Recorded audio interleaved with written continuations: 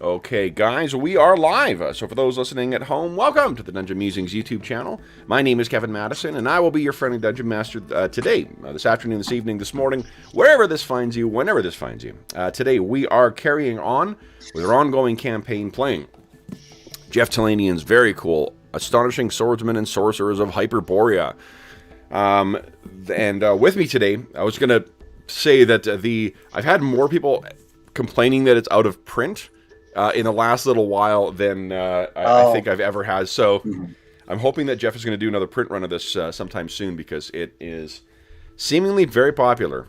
But with me today are the stars of the Reavers of Thule campaign. I'll go the order I've got you guys on the screen here. Why don't you tell us who you are, who you're playing, and what level are you currently? First up, we have Colin, a.k.a. Spoikpick. Oh, who's muted, maybe? Hello. Yes, I was muted there and I couldn't find the button. Right. I am playing Kane, the Lion. I think I'm 6th level. Right, is it 6 now? Yes. Yeah. You've been 6 for a while, haven't you? Belt, yeah. Hey? You've been 6 for a little while, haven't you? I'm trying to think here. Let's see. What's your XP? No, wasn't it the last... Trouble is... In virtually every game I play, all my characters are now around 5 or 6 level. Okay. And a few of them have got hammers. Well, you know, people say they have a type. It just worked out like that, you know. I'm getting a bit conscious of it as well. Okay. Then next up is Arlen. Hi, I'm Arlen, and I'm playing Xanico, who is a cleric of the Great Feathered Serpent who guarantees the world. And I'm making converts and convincing people that healing magic is a good thing. Most definitely after last session's fight, too. Next up is Robert. Yeah, I'm playing Reagan, a Celt Viking runegraver who just reached 6th level, and she has a brand new spell which would have been really useful a lot of other times, which is create food and water. Yeah. So, I should say she has a new rune. Nice. And last but certainly not least is Will, sporting his very smart Hyperborea t-shirt too, I see. Represent. I'd wear my white I'm playing DMs. He is a 6th level Sikh monk from 18th century Earth. Nice. So I've got a white t-shirt that Jeff has sent that's got like the DM thing there. It's the one that you get if you're running events at conventions. But I'm already white, like washed out enough without having a white fucking t-shirt on, so that's why I'm sticking to the dark ones. All right, guys. So listen, last session was an eventful one. You guys explored more of the smoking tower. What happened? You made a new friend and lost a new friend very quickly. I don't know if he was our friend. He was kind of a dick. Yeah. Yeah, it was. He was. I tried to be nice, but Yeah, he was a maggoty dick. Yeah, so we let out the worm that walks, Nargun Harvex, from his cage. And then he sort of went around and we said, hey, can you help us defeat Furkashud? And he said, oh, you're too stupid to understand how to do that. And we were like, well, can you help us anyway? And he was like, nope. And also, you're going to have to serve me when I take over from Furkashud. And we were like, we're not really planning on doing that. And so then he flew away with magic. Yes. Yep. And then we went around and we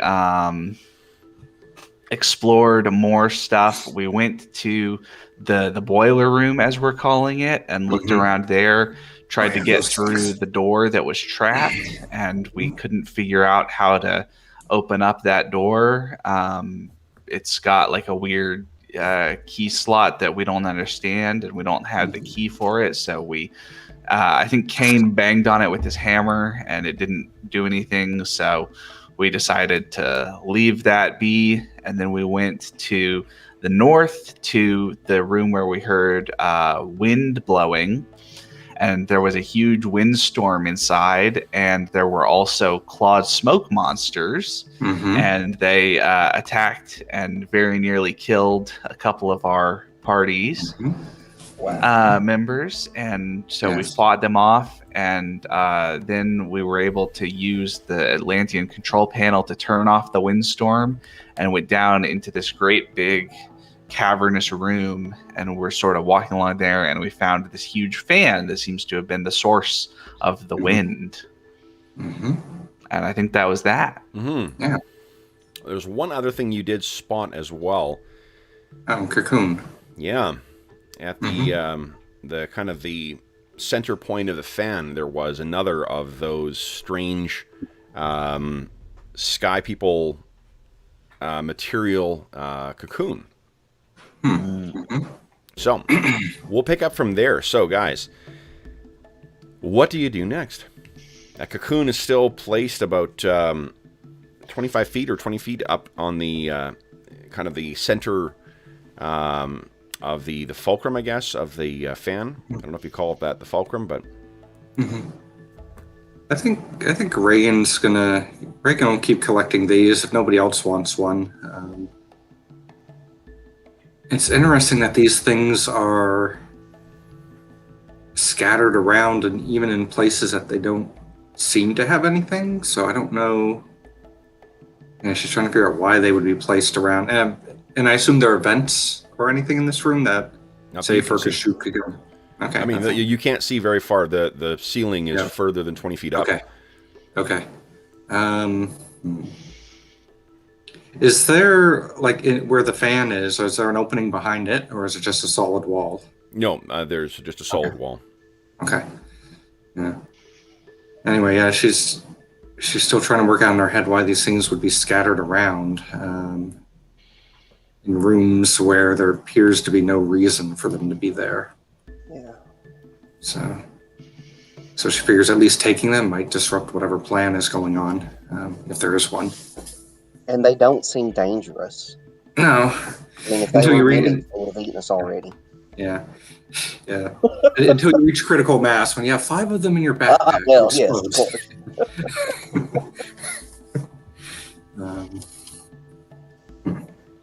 Do you need a hand up? Do you want me to kind of help you get up there, Reagan? Yeah, sure. Okay. Yeah. I can chuck you. Yep. And hopefully no creature comes in and turns on the fan. Well, I mean, I don't think that it's great the two of you are trying to get up there, but I mean, it's 20 feet up, so... Oh, 20 feet, okay. I'm just thinking to give you a boost to get you started or something. Maybe you can... I think so. Yeah. Because of the fans are unremarkable, but it's giant fan blades that are there. I think you would probably have to be a thief of some kind, or perhaps a monk, in order to try and actually. I was wondering, do I have time? I've got a plan. Yeah. Yep. Yeah. So if you've got these fins, or rotors, or whatever they are on a fan, and if you could clamber on one at ground level, we could see if there's movement in the fan. You know, when the fan's not powered up, sometimes you can just turn it. Yep. So maybe I could just turn the fan to lift you up until it's level, and then you can walk. Maybe just walk across. I don't know. Sure. Yeah, I'll try that. Okay. If you think we can do that, Kev, if that's achievable. Yeah, absolutely. So then, I mean, like the fan itself is quite large.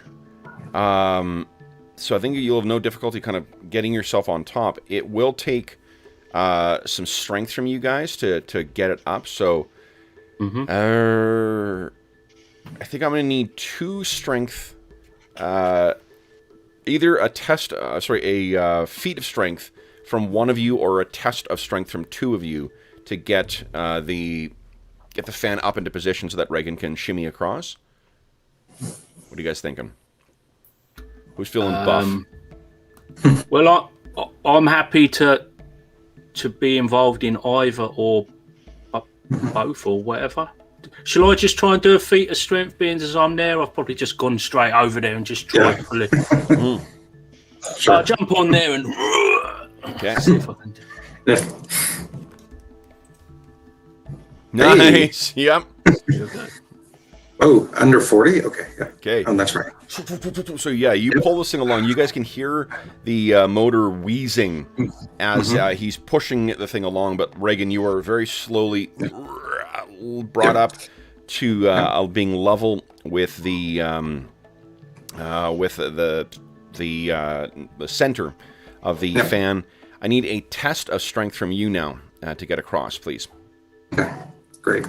And just as a note, she's also going to be, if she can, she's going to try to concentrate on keeping her light going so she can look up as well. Okay. As she's going up, once she gets there, she's happy to. You said test of strength, Please. Yeah. Okay. Nice. Yep. Nice. So you're able to shimmy across and get to the center. You can pull the thing off. I think that it's going to have to drop down. You're not, so you sort of kick at it. It drops down. Does someone else want to catch that thing, or? Yeah, I'll catch it. Okay. So Mar catches it. It opens. It surrounds him. No. What? Man, who'd have thought? Yeah, exactly. Oh god! Oh no! So then, Kane, I'm not going to make you make another test, but you can slowly kind of back away from the fan and let Reagan get down to a lower level, and then you guys are down. So you now have, I believe, 4 of these things. Yeah.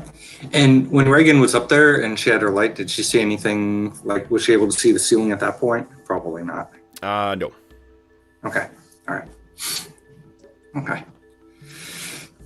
What do you Where guys do we wish want to do? go next? Where do we want to go next, fellas? We didn't see any other doors in here. Is there anywhere else that we haven't explored down here? Just that. I think it's just that door that we couldn't open. Yeah, I think we should. Oh, in the boiler room? Mm. Hi guys, remember me? Yes. Kane does. Yeah, oh yeah. Well, that was what I was going to raise next.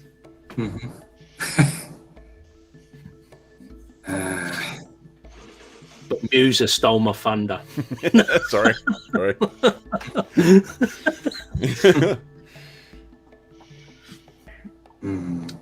So where to, guys? See, like, I didn't hit that door. I didn't hit that door with a big hammer. I didn't power up the, because there was some concern that it might Explode. Yeah, everybody was a bit worried about me. Well, I don't know if everybody was. I shouldn't say that. There was some concerns raised about the safety aspect. Mm-hmm. A little guy with a clipboard materialised. Well, it looks like we have 2 ways. We either have our very good friend, or person who wants to be our very good friend, or we can let Kane hit something. Yeah, the options are not looking awesome, are they? Yeah. So we missed something. Could we? So I'm wondering if there's a way that we could try to like break open one of these cocoons or open it up, right? We didn't see any like markings on the outside to open it up, but I'm wondering if there's a way to break it to see what's inside. If that might give us a clue to how it works. Yeah. Why not? You want? How do you guys want to go about that? They all have hammers.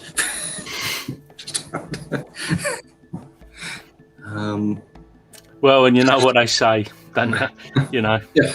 When all you got is a hammer, everything starts to look like a nail. we And have it is 4. so true. Yeah, well, we do have 4 of them. So if the first one, we break something inside that looks like it would have been useful, we could always be more careful with another one. Yeah.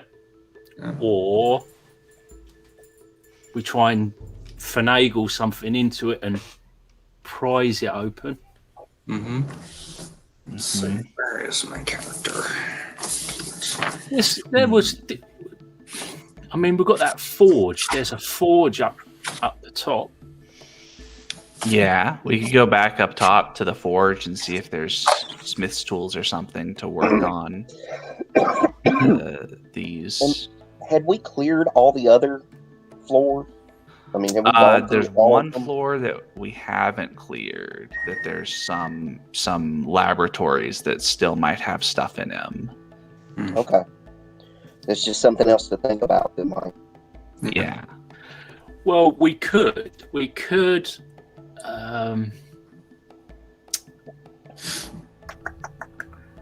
See, we could have a bit of a better look for a key thing, something that would fit this mysterious slot. Perhaps we might recognise what that would be if we found such a thing.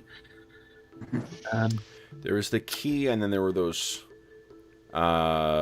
glass insets in the door frame as well, too. Remember?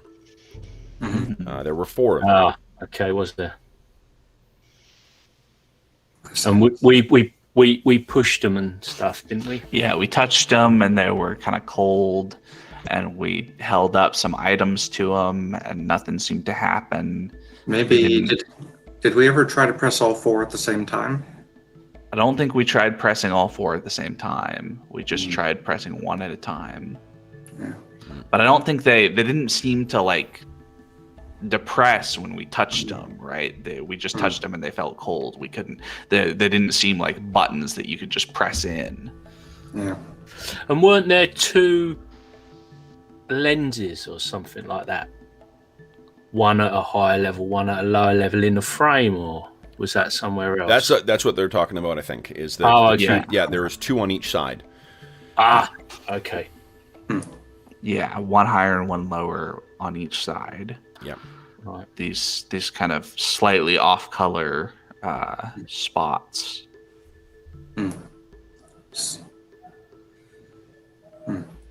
See, what do we make of them? I mean, we were pushing them and everything, but would we think they were decoration? We wouldn't think they were decoration, would we? One thing that you can say for this tower, I guess, apart from the shrine room, have you seen any decoration? Yeah, any like accessories or any efforts to try and No, it's super functional. It's super functional. Yeah. Utilitarian. How about the how big were those lenses? They're maybe 1.5 inches across. 1.5 inches? Okay. Okay.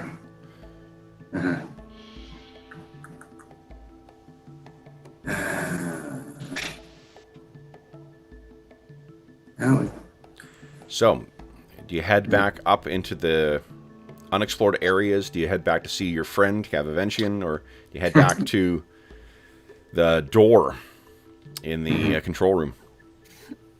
I think he's a last resort, our mate, really, isn't he? He's a bit of a last resort. Yes. And we could drop in, if we're going back to the forge, perhaps we could head up that way. Yeah. Check out the unexplored area on the way. If we're going up there anyway, we might as well explore further, and perhaps we can throw a bit more light on things. Sure. Okay. I was just wondering, however, does anybody remember in that shrine, were there any clues? Shrine. What sort of clues? Did we We looked at the walls, Mm-hmm. and I think the main thing we determined was everything was some sort of representation of chaos or something. Mm-hmm.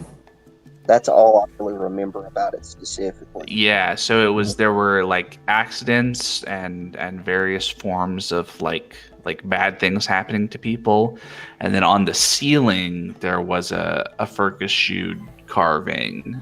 That's right. In the center of the ceiling, that there was sort of like a mandala effect, a sort of spiraling in towards that center with him. And there were broken bones on the altar. And they seemed to be from multiple different sources, right? Not just like one person's bones or anything like that. We didn't see any like scrape marks to suggest that the altar could be moved, like there was something underneath. Yeah, it's just with something like that, you feel like there's more there than meets the eye, but Yeah. I'm not coming up with anything. So Well, I would be happy to explore the rooms that we haven't. yeah, I can't Yeah. think that's think a of good idea. anything. Yeah. So, Okay. all right. All right. I've just got Explore the level. I've just got to open the door for the cat. I'll be back in a sec. Sure. Over here. Let me bring you guys back up then. Don't, Watch it. don't open the door. I'm like, oh wait, right, his door. Let's see. And at some point, that big Godzilla is going to attack the tower. We think, but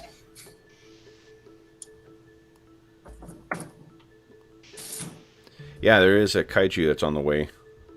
yeah. So, a kaiju checking the mail. Yeah, where are you guys? Here we go. Let's put. Holy smokes! No wonder Dave's not showing up. Gwyn's got 3 hit points right now.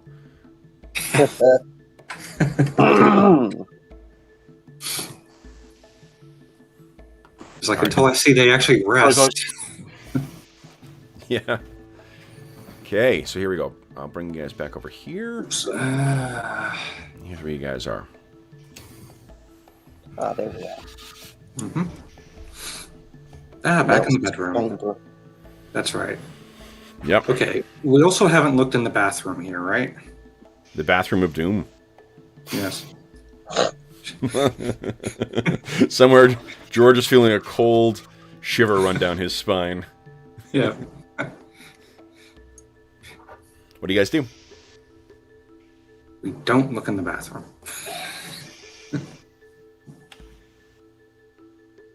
Yeah, I think come up. We're going upstairs to the rooms we haven't searched yet, Yep. Okay.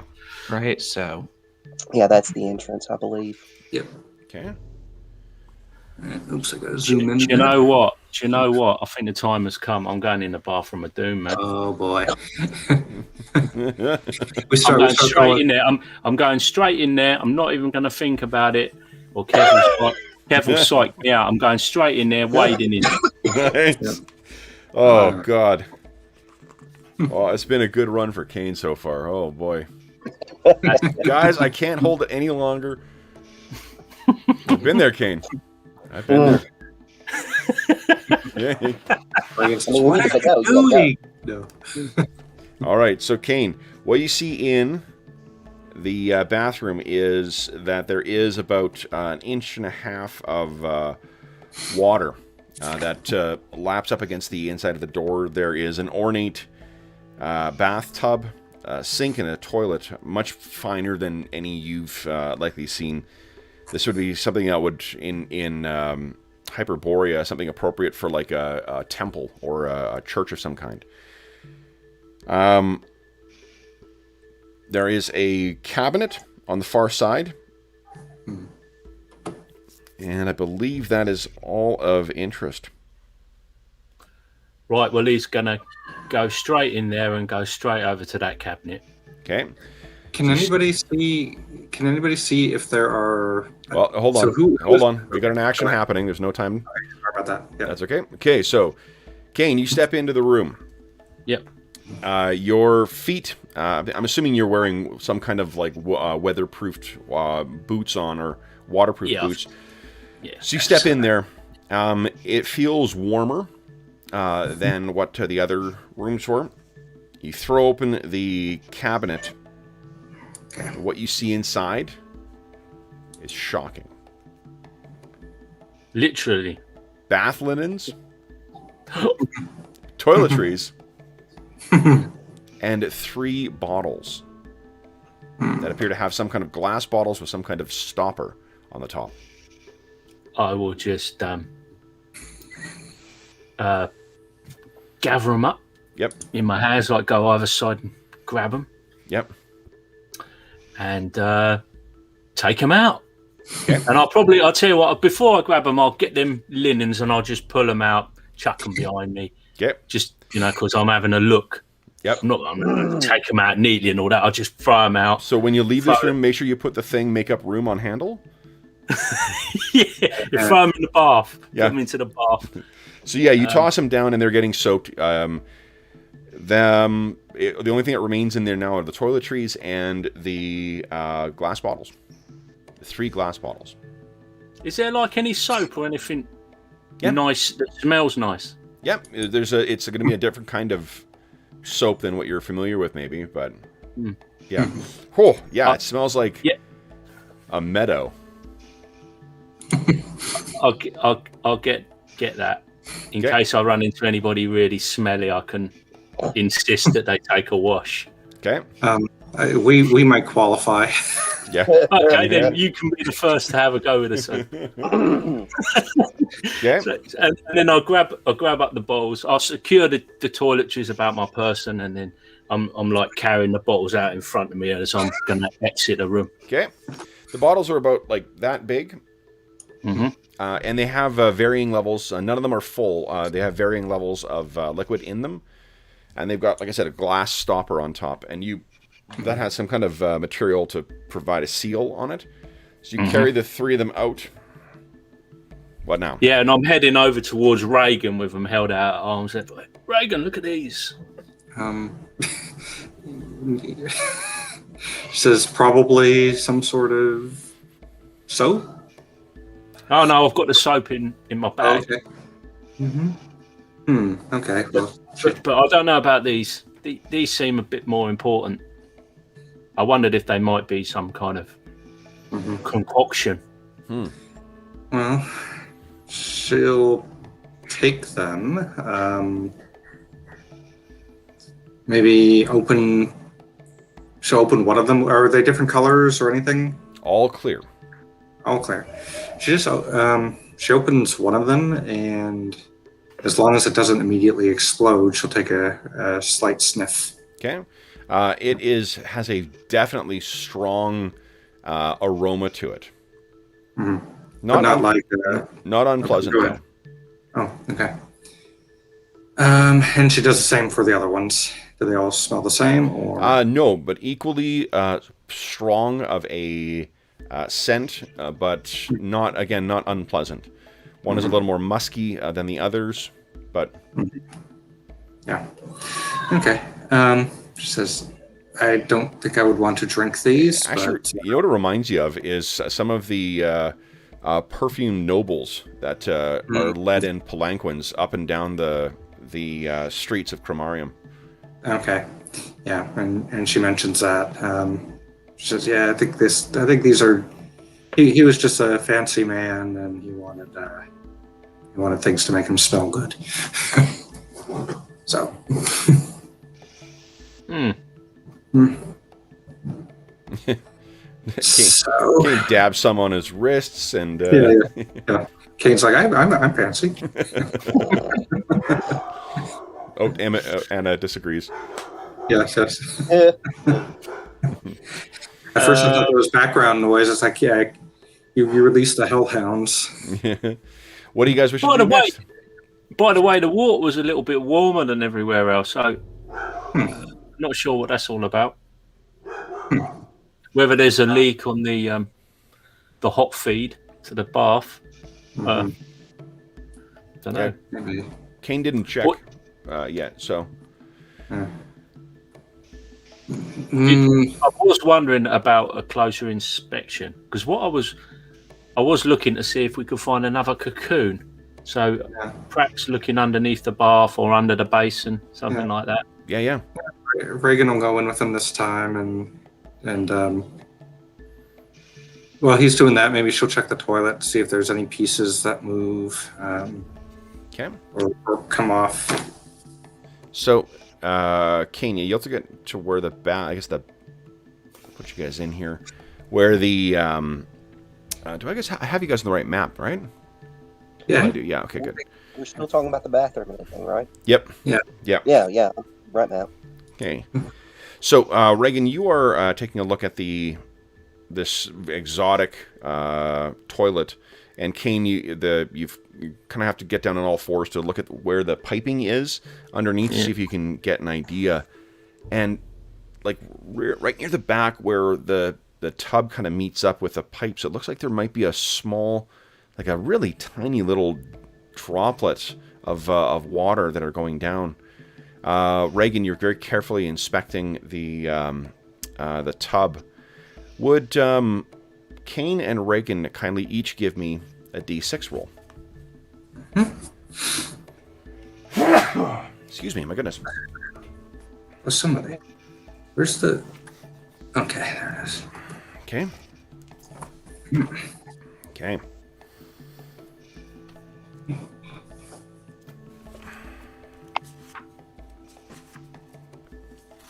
All right, one sec here.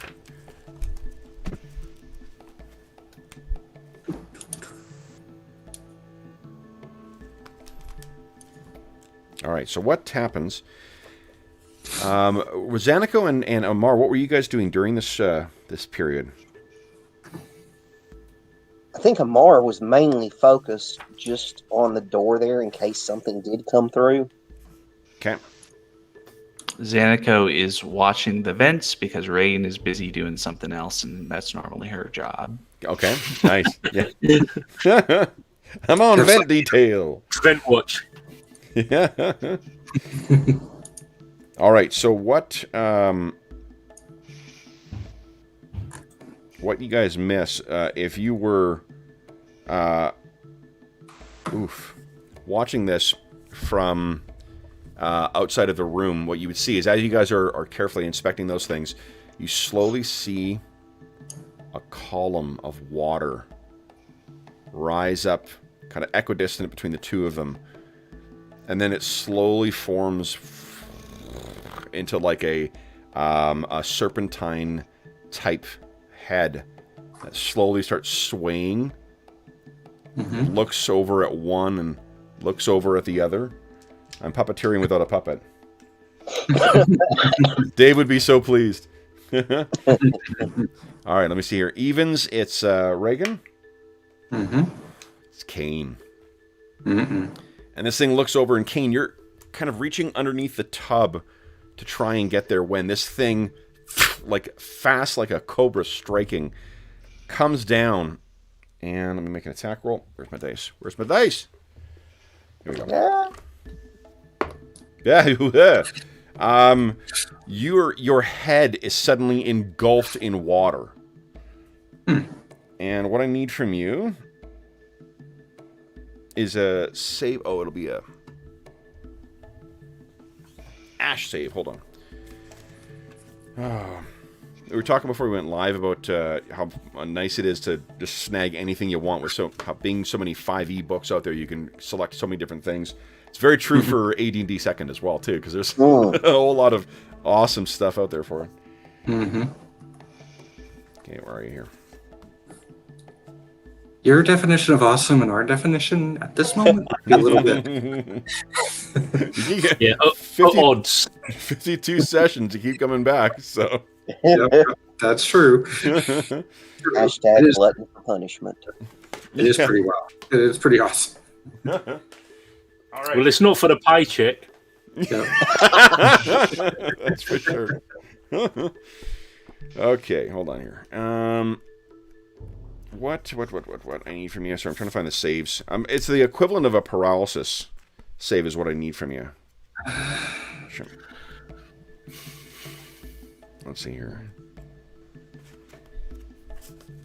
That's in the combat section.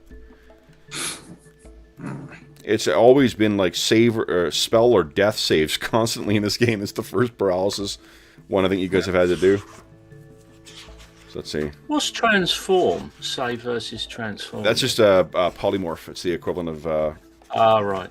Yeah, petrification. Okay, yeah. No. Makes sense. Somebody must make you a fuzzy kitten or something.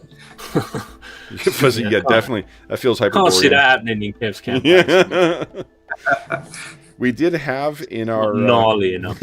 Our Eberron one shot, or it was two-part one shot. The guys got caught in a rainstorm, and as shit was falling down, they started feeling like really like greasy, kind of heavy raindrops, and they pulled them off. And what they were seeing is that there were these little like pustules of pinkish flesh. And then they threw it to the ground, and when it hit the ground, it sort of like pulsed and then split open, and there was an eye inside. Oh. And then more rain was falling down, and one of the other guys got bit by something. So they're throwing these things off of them, trying to keep safe and whatnot. The pustules all fell off and begin to kind of like form together like a skim on the water, like mercury. And it was a gibbering mouther.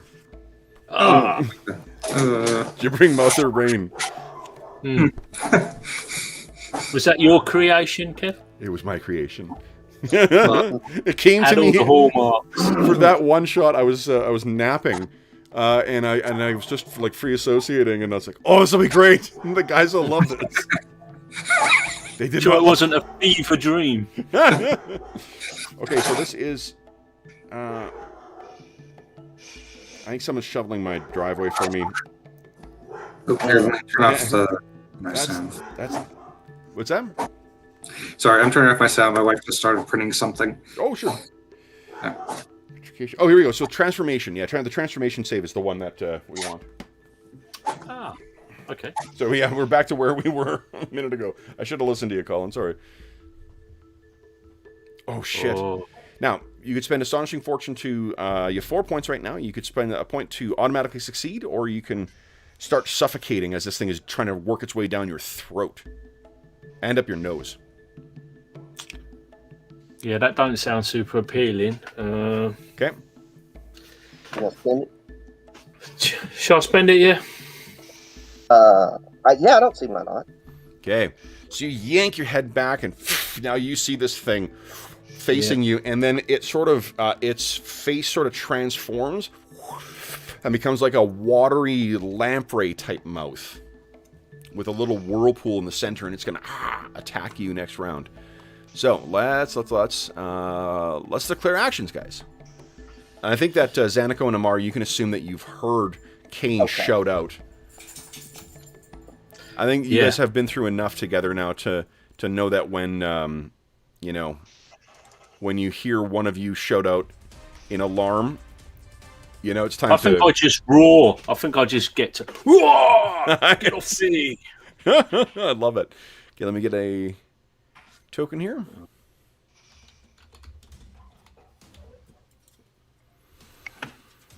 All right.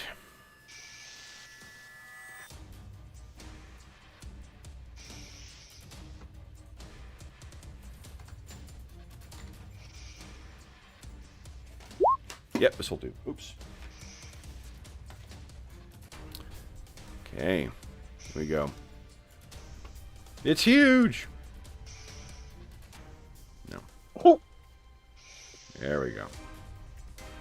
Alrighty. So, how we doing? Okay, got everyone's actions. I lost my dice. Here we go, guys. Then, round one.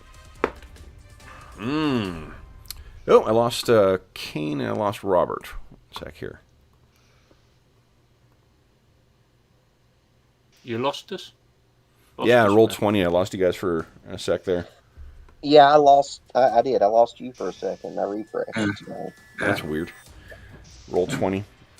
Okay, so then, guys, we'll start with on the far left. I think, Colin, would you kindly beat my 2? Okay. No. No. Oh, no! Okay. All right. So then this thing is going to try and... Oof. Try and get you again, too. I hit an AC of -2. Yeah, well, that would hit me. Okay, I need another save versus transformation, please. Come on, you got this one. Come on. Yeah. That's close. Okay. Another point of astonishing fortune. Burn luck. Okay. Burn Yeah. another. Okay. No, I'm joking. No, I don't think I should. I don't know, man. No, I think we need you hitting stuff. So I would say use it. Yeah, and this is worse than normal drowning. It's actually trying to work its way down your throat. So you may want to offset the next potential save. Yeah. I say at least one more. We need you to hit this thing. So the alternative is you make a save versus death, as it's sort of forcing its way down your nose and throat, and All right. and you're never going to get that water out of your ears. No, that's a fate worse than death. Oh, totally, absolutely. Okay, well, we'll spend it. I'll have to remedy the situation. Okay, so you are free to act this round. So then we are on to our heroes. Let's see here. I've got first round. We have Kane and Reagan in melee. Go ahead, guys. Well, I can scooch across, can't I, and hit it? Most definitely. Yep. Yeah. Sheet went away again. There it is. That is that hammer there. Okay. Okay, and she pulls her hammer and swings. That is a solid hit from Kane. Let me check hit points on this thing. Nice. Oh, geez, and Reagan as well too. Between the two of you guys, one of you hammers at the upper part near the head, which severs the water, and the rest of it just drops down like it's lifeless water. And Reagan, you hit the lower part, and then likewise too, that drops, and everything below the pillar just collapses down, and you are back in an otherwise empty room. Oh, dang. Easier to kill than I thought. Yeah, I think so. Bathroom of Doom, after all. Yeah. And then 3 pillars come up. No. What do you guys wish to do now? You think you did spot the source of the leak there, Kane?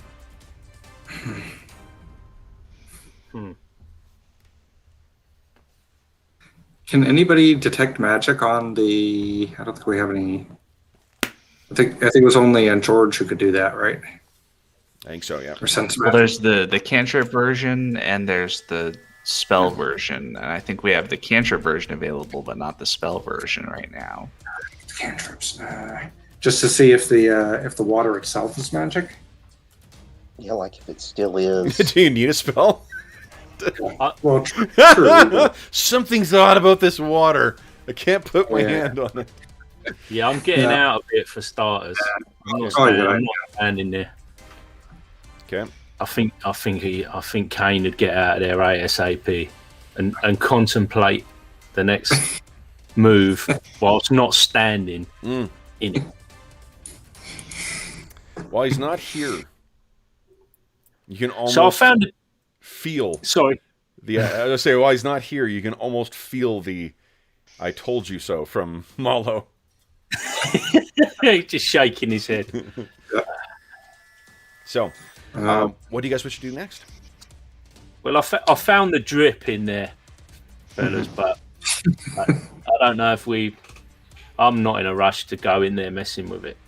Yep. That thing was trying to kill me. All right, maybe back up to the. Do we want to go to the laboratories that we missed, or the forge, or the altar? Yeah, I was going to say the altar's back downstairs. I thought the plan was to go back to where the laboratories was. Yeah, I think That's so. all right. Yep. I think so. Okay. Yeah. Okay. All right. So, go ahead and organize yourselves on the stairs for the order with which you want to go up. Mm-hmm.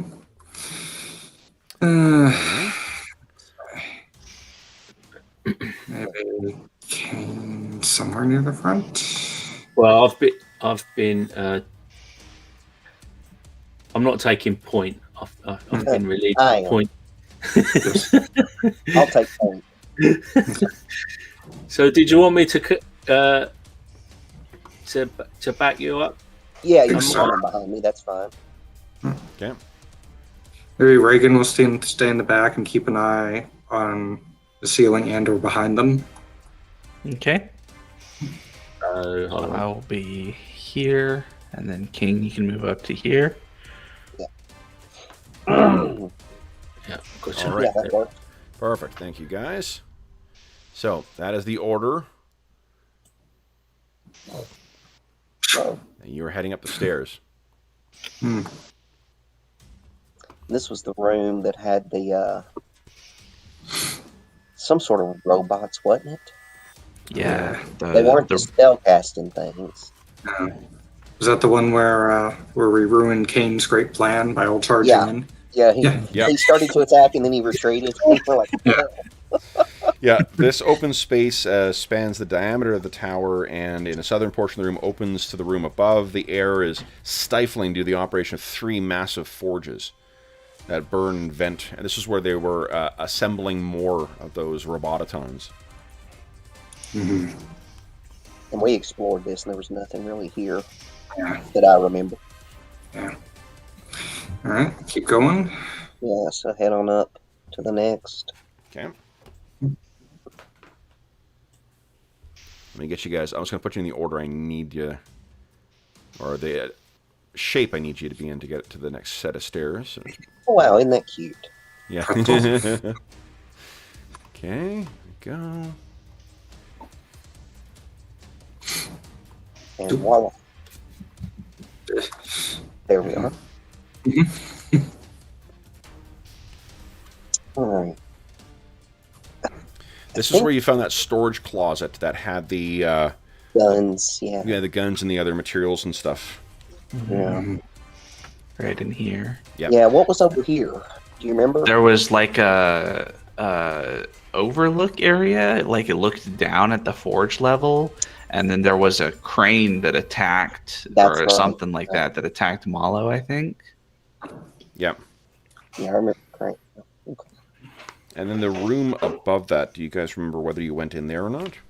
I think I looked at the room ship. I don't think we looked in this area at all. Okay. Okay. If we want to So go we in want to go there. ahead and check that out then? Yep. Yeah.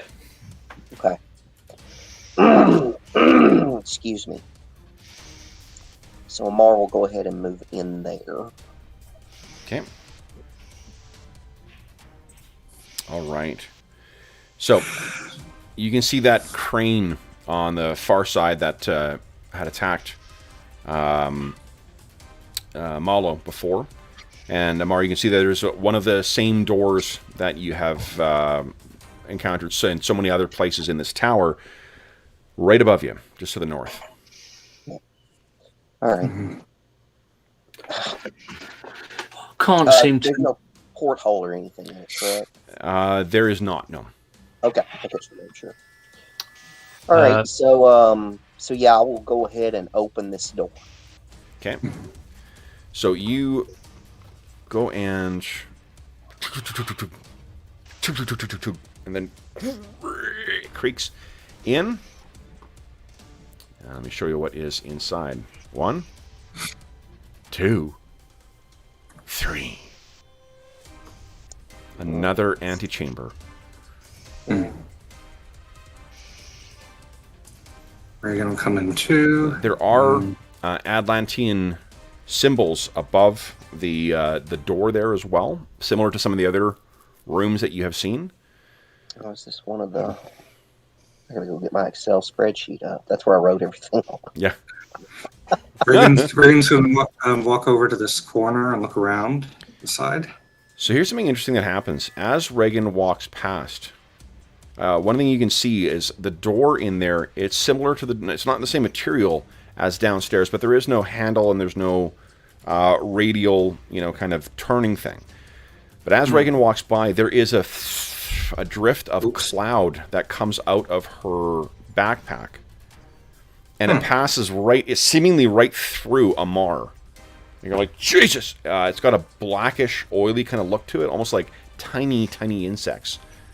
Past you, over to the door, and you see now that there is a little slit, just like in the bottom there was in the door in the basement. The cloud sort of drifts in there, and then you see a green light appears. And you see that there is an identically sized thing next to the to the door, like those little glass things that you guys are trying to depress. It lights, and you hear the sound of a door unlocking. And Yeah, because she never. And now I understand why Kev asked me at one point was Reagan never close to the door. So you were checking your notes too there, Will? what's that? You were checking your notes as well too? Yeah, I was trying to figure out what level we were on and what rooms were in here, what labs, because I'm trying to figure out the writing above the door. Sure. So, Kev, that was this. If the ground level is level 1, you were on level 7. Okay. But Yeah, go ahead. sorry, I was just wondering where that door was that she just saw the slit. It's right here, or this one right there. When you passed. Okay, here, got it. Mhm. and there. Aha. Got it. Oops, sorry. If I remember properly, I hope I'm right. Well, when she hears Amara exclaim, she comes back and looks. So yeah, Okay. maybe it wasn't this level then. Or is this maybe the technic research?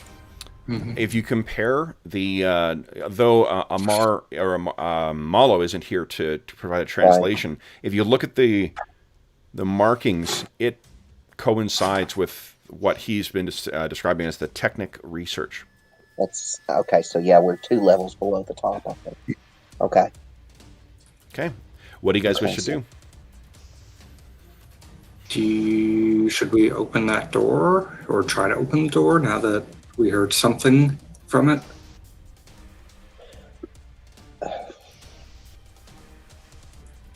Okay. Kev, I don't know if I've done something to my computer, but I can't move Kane. Oh, I may have stuck him in a wall. Hold on. How about now? I still can't move him. Guys, I'm stuck. Guys, I'm stuck. Help! He's now the permanent decoration. Are you on a different level, or do you have a different tool selected? Do you have the select tool? I've got the arrow. Yeah, that's right, isn't it? That's the right one. Yeah. Maybe It's just You might when just I- have to reload Roll20. yeah, or That's even just something refresh. happens. Even just refresh. Yeah, I'll do that. Okay. I mean, there are times I've stuck you guys in walls, so. All right. Okay. Kane stuck a few fingers. So Kev, when that stuff came out, did she feel anything like moving the backpack, or was it just No, not at all. no? Okay, so nothing moved. It was just it just came out of. Are you able to select him, Colin? Like I can see you pinging when Yeah, you were. it's just you could see me pinging. Yeah, I can Yeah, see... what I was getting. So what I was getting was it was just doing like dragging out the highlight box. I can't see nothing now. I've got to find it. Oh, here me. Oh, there we go. Okay. There we go. You're right down in the bottom corner. Oh yeah, he's moving. There we go. Nice. He's back. He's out of the wall. Okay. So now everyone ready to open this Sweet. door? Yeah. All right, let's do it. All right. So, on 3, 2, 1. So, Okay. what you see in here, the walls of this laboratory are painted bright white. A partially disassembled mechanical man is spread across an otherwise clean desk. The automaton's lower half is intact, but its arms are disconnected from the torso, and its torso and head are both spread out in their component parts. A single eye in the middle of the creature's face is dim. and hatches lead out of this room to the left, the west, and to the southeast. Okay. Well, Kane definitely wants to try and put that guy together.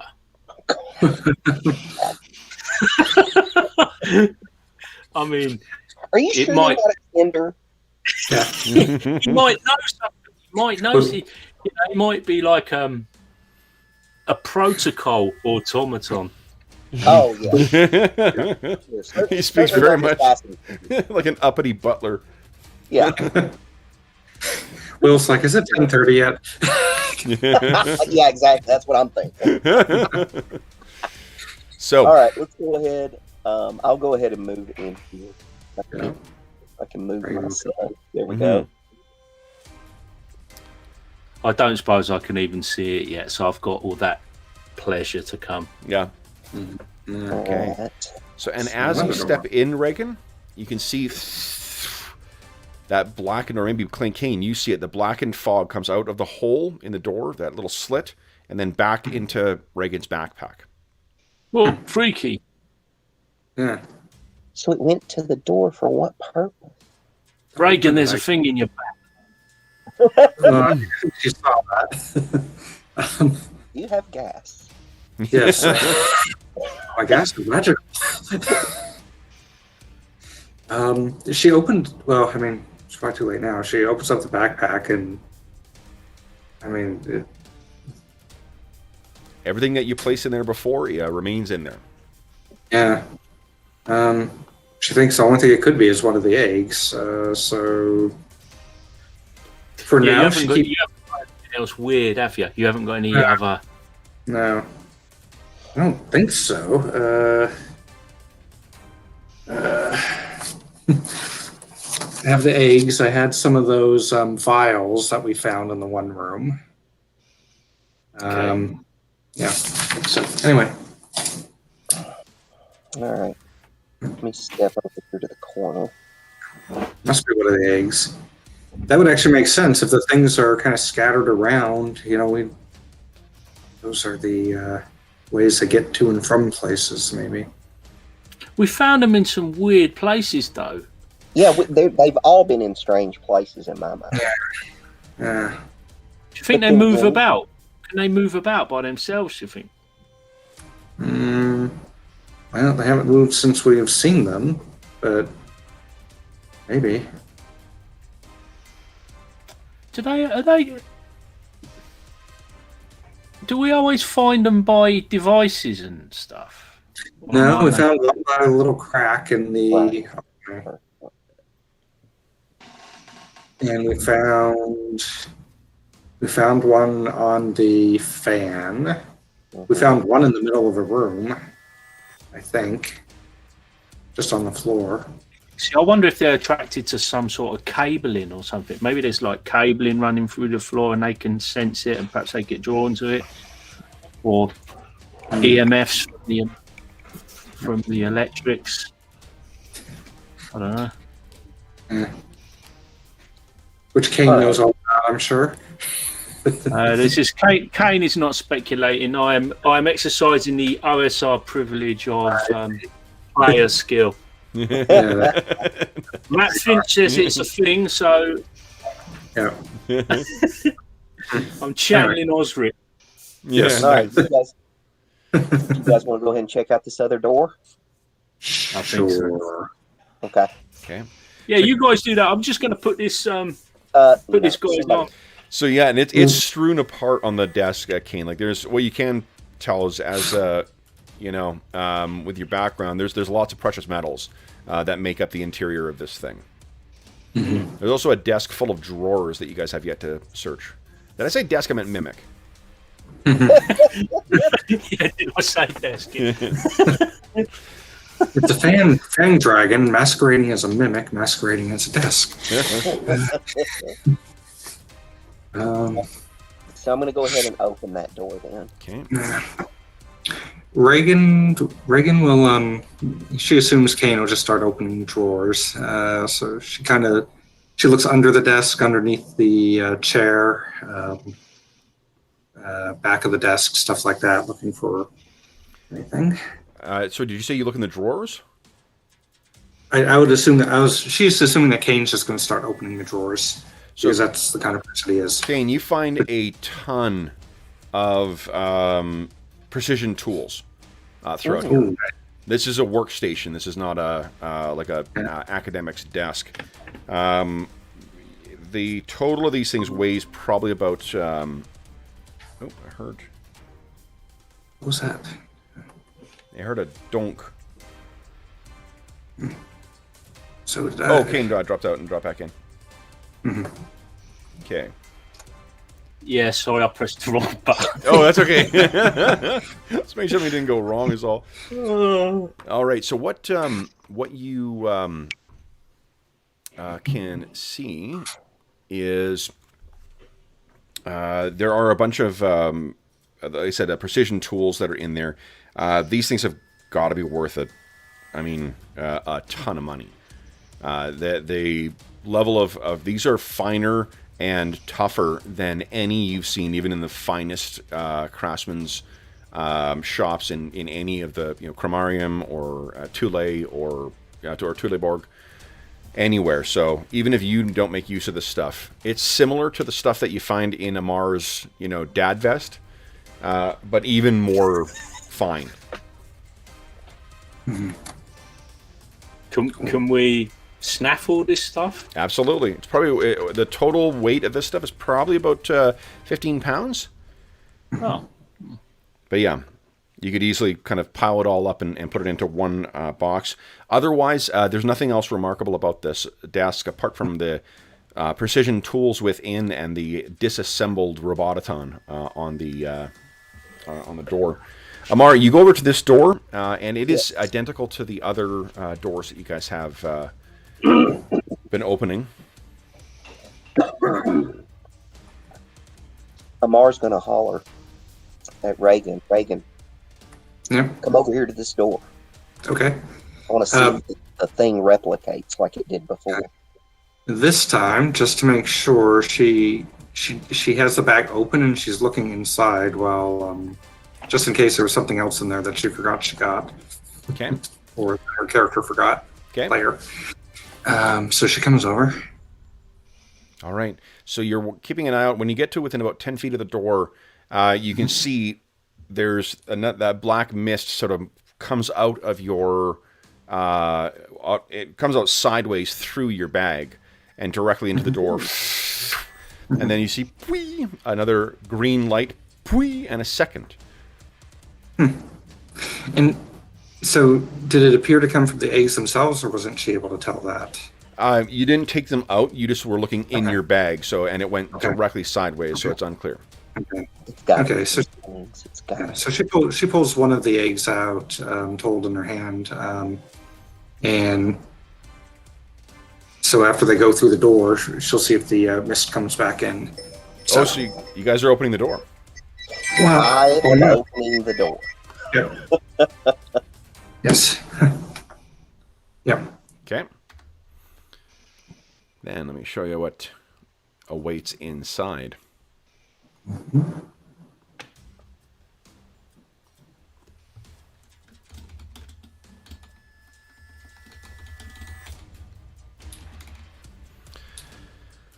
So you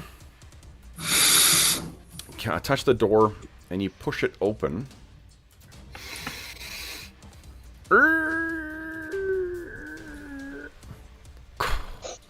And what is standing inside are two rows of a different kind of automaton. They look like this. Oh. Close the door. Close the door. Because it's got the one eye, that would be similar to what was on the table, correct? Most definitely. Yeah. Okay. If you look back and forth, and that explains too why the legs looked so different from the other ones that you guys have seen, because remember the other robotatons had that look to them. Yes. Reagan suggests closing the door. We don't see any other doors, do we, through here? what you do see, that egg that you took out, things begin drifting from it down into the room, and it like a line, and then slowly tendrils out to one side, out to the other side.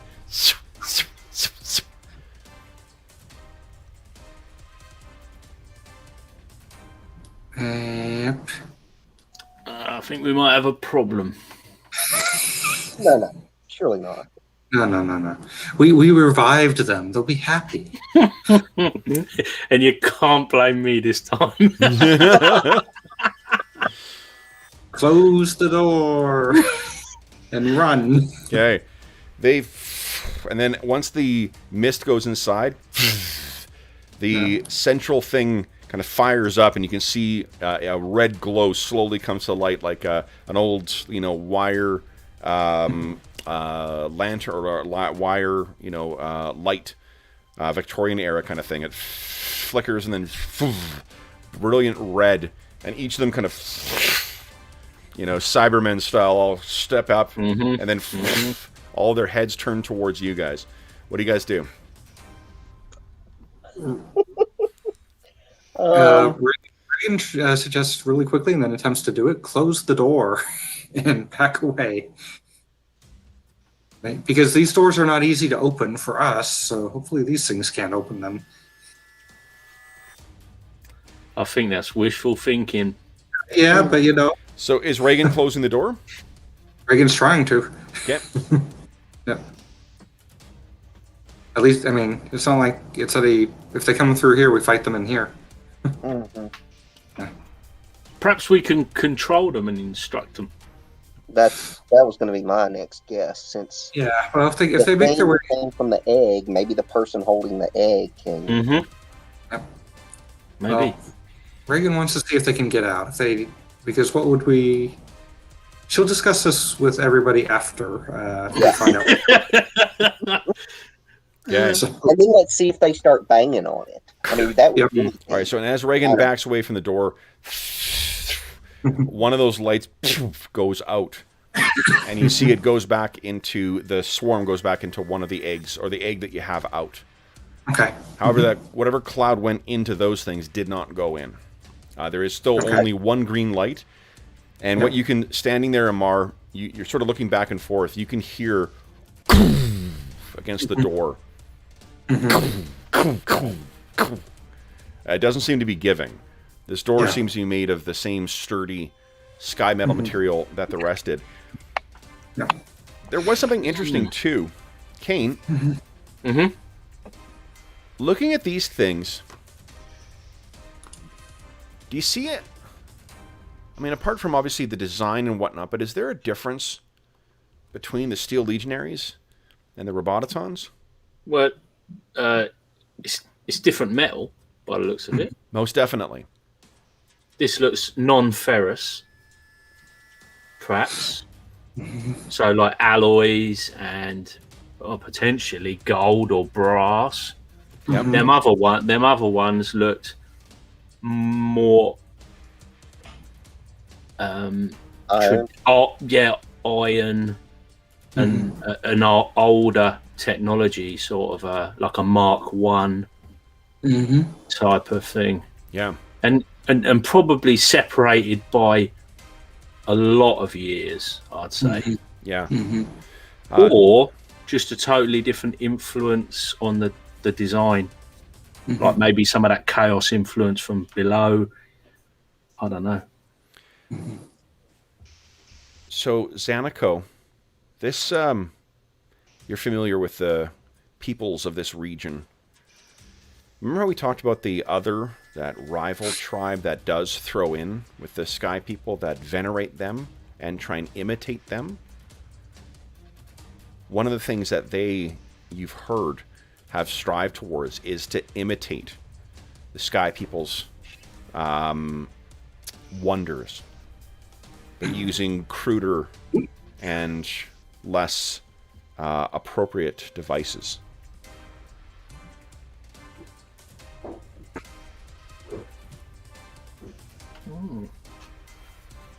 So do we think?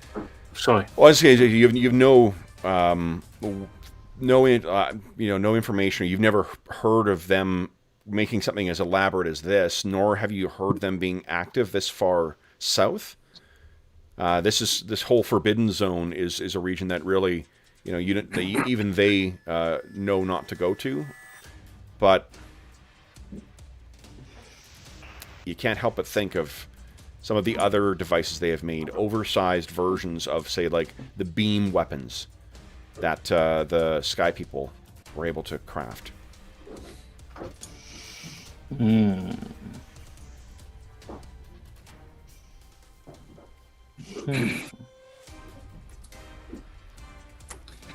So, you hear this thing banging against the door.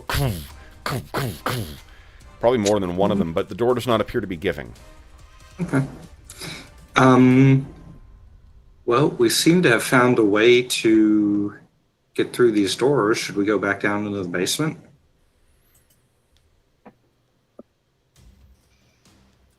Or do we really want to continue exploring? I'm a little bit puzzled by this. What do you make? What do you make of these things? I wonder. Do you think they could be like prisoners? Like, or, prisoners is the wrong word, but spoils of war or something. Kane, you were taking a close look at that automaton on the desk, right? Yeah, I'm trying to, in my limited understanding, see if I could figure out how this thing perhaps works or goes. So one thing you can tell is that there are bits, like it's strewn across here, so it's effectively like, imagine a puzzle where you don't understand the picture. But what you do know is when metal has been damaged. And there are bits of this. There's definitely parts of this thing that have been taken apart. You can see that there is through some of them, there is a scorch mark, an almost perfectly circle, as if something damaged this construct at some point. Does it look like they're in the process of maybe repairing it, or does it look like it's being disassembled for the purposes of study? I don't know if it'd be obvious. I mean, there are notes then next to here in a language that you don't understand. So it looks like someone's been trying to understand stuff as well too. But there are, it looks like there are bits that have been soldered or somehow worked back together. I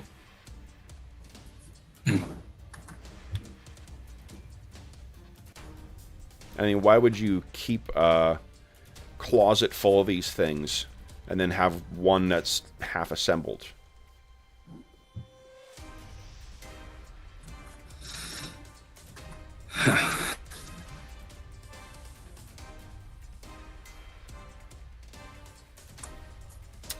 So, what do you guys wish to do next? I think, like Reagan said, now we've discovered the way through these doors. We've unlocked the next puzzle, as it were. Okay. Yeah. So, yeah, she suggests going back down. All right. Everyone agree with that? Yeah, that's fine. Yeah, I think so. We want to know what's down there, don't we? Yeah. Okay. So, I'm just going to move these tokens back into near the bathroom of doom. Okay. There we go. I'll bring you back down to the basement. You guys go ahead and move yourselves where you wish to go. It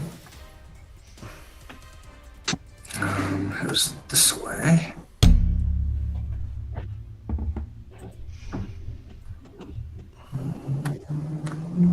All right.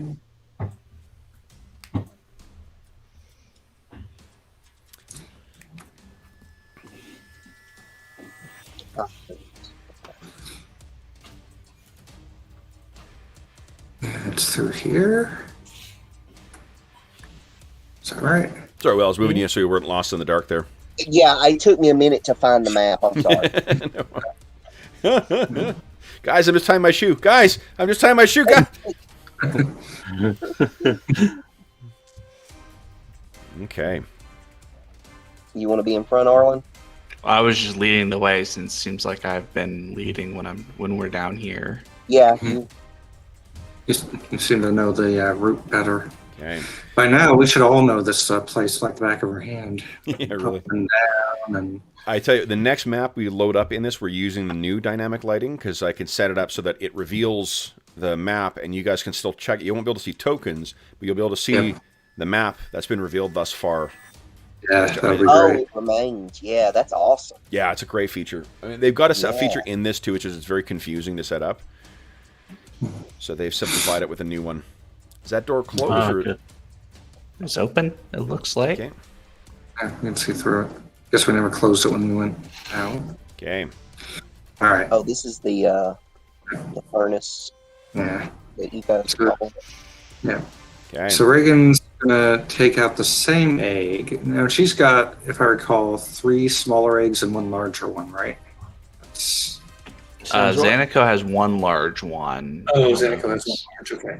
Yeah. So Reagan has 3 smaller ones. Okay. So Reagan will go towards the door. Well, last time we were in here, Kane tripped the trap that was on it. Do we have anybody who's been looking at the doors to see if the writing is there? What do you call it? Yeah, the glyph. Glyph. I mean, it's been a matter of an hour since you guys have been on, so. Yeah. All right, so as soon as you get there, Reagan, all 2 of the eggs that you have, stuff flies out of them, the same blackish material or blackish swarm. It disappears into that slit, and you guys see 2 green lights come on. Mm-hmm. Do we hear the sound of the that we heard in the other ones that indicated the door was unlocked? No. Okay. When have I been shy of making sound effects? Yeah, true. She looks at Zanico and says, "Maybe you can bring your egg over." Yeah, so Zanico will walk over to here, pull his out of the backpack. You don't even get a chance to. Unless you did it before you reach there, or as soon as you get within 10 feet of it, it flies out through you if necessary. In there, a 3rd green light.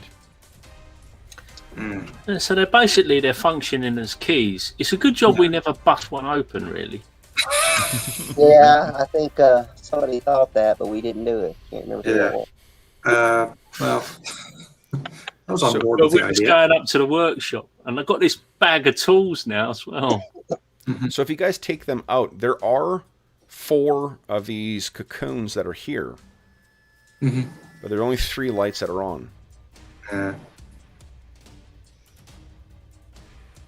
So there's another. We So there's needed another nothing. light that's not glowing. Is that what you're saying? Correct. Okay. Okay. Make sure I understand that. Well, did we not get all the stuff back from where the robots are? Yeah. It came back. We- The door seemed to come out. Whether it came out of the robotons, you did still hear their sound, or the Steel Legionaries. You heard the sound of them still banging on the door. Yeah. Yeah. So we probably need to get that. Yeah, we got to beat them up. And that seems like a good place to take our mid-session break. Contemplate this on the mid-session break of woe. Yeah, because I'm not coming back. Have a great rest of the weekend, Will. Yeah. See you, Will. Thanks. We'll Everybody. see you. Good luck. See you, mate. Okay, so Yeah. the rest of us will be Take back it easy. in 5 minutes. So, Yeah. okay.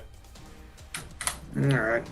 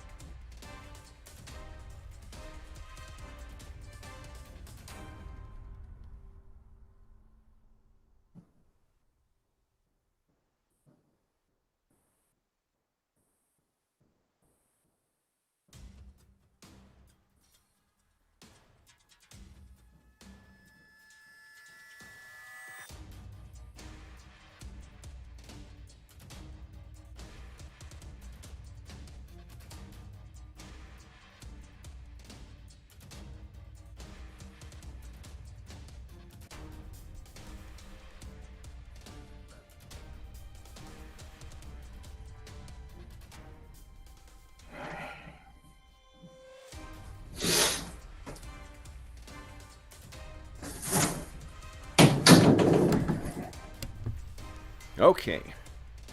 Brian, good morning.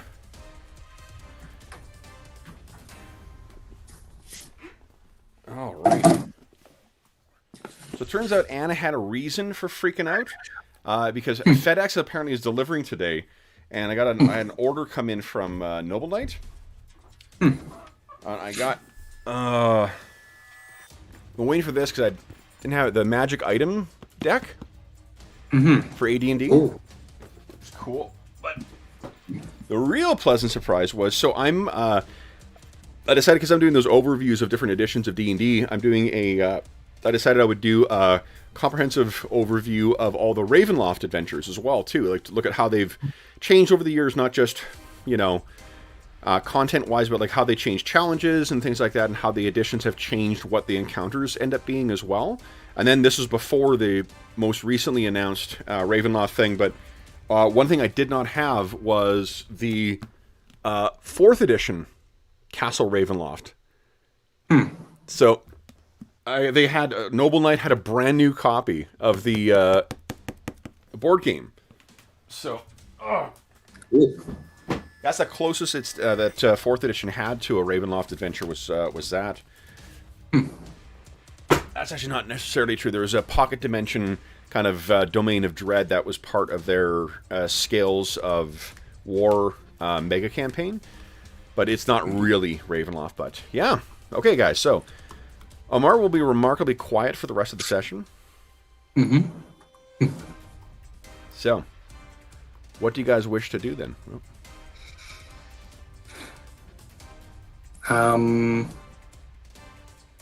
Go back down to the robots. Okay. Yes. Or hope we find another egg somewhere, but it seems like we at least know where. Yeah, I'd say go back to the robots. You guys agree? I think we have got to do that, yeah. Yeah. Okay. Because we've been everywhere. We'd have seen another egg, wouldn't we? Yeah.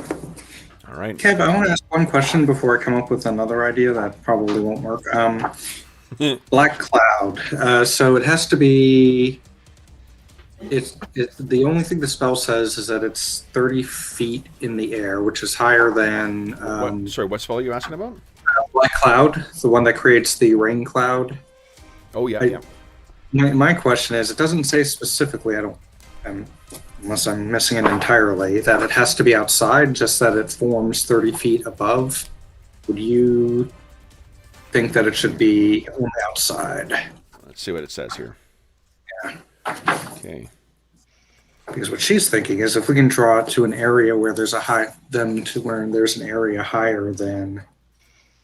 Yeah, so you need to have at least 30 feet above you. Okay. Yep. It says 30 to 60 feet above you. Okay.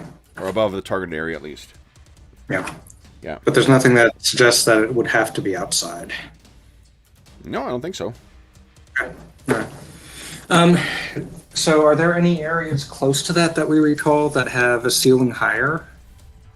She's thinking that, electricity and mechanical stuff appears not to like water. The forge is got a pretty high roof, I think. I'm not sure it's 30 feet or not. And the room with a fan, we know, has got a big ceiling. Yeah, I'm just thinking close to where we saw those. Let me just keep an eye as we go. Her idea would be have somebody draw them back in that area, and then she could do the black cloud. So, I'm trying to think, has there been any instance where water has been used against any of the Robotatons? Because this feels a little bit, I guess, for one, it feels like a little bit player knowledge more so than character knowledge. Yeah. Yeah. And I don't want you to operate under a false understanding of Yeah. I'm just trying. Yeah. Because one thing, the automobiles have components that would not react well if doused in water either, but they are also built in such a way so that those component parts are protected. True. Okay. Yeah, I'm trying to remember. I thought there was something, but I can't draw it. Yeah. Yeah, I mean, she hasn't seen any actual, like, electrical, like, stuff coming from those, so... I think you guys have seen that electricity seems effective on these things. Lightning does, but... Yeah, okay. Yeah, all right. Yeah, stop the idea then. But, yep, okay. So, what do you guys think? Let's go and beat them up. I can try to control them with the egg, but I doubt that's going to happen. So, are you bringing all of the eggs with you, or one of the eggs with you? I think we need to keep a hold of them just in case.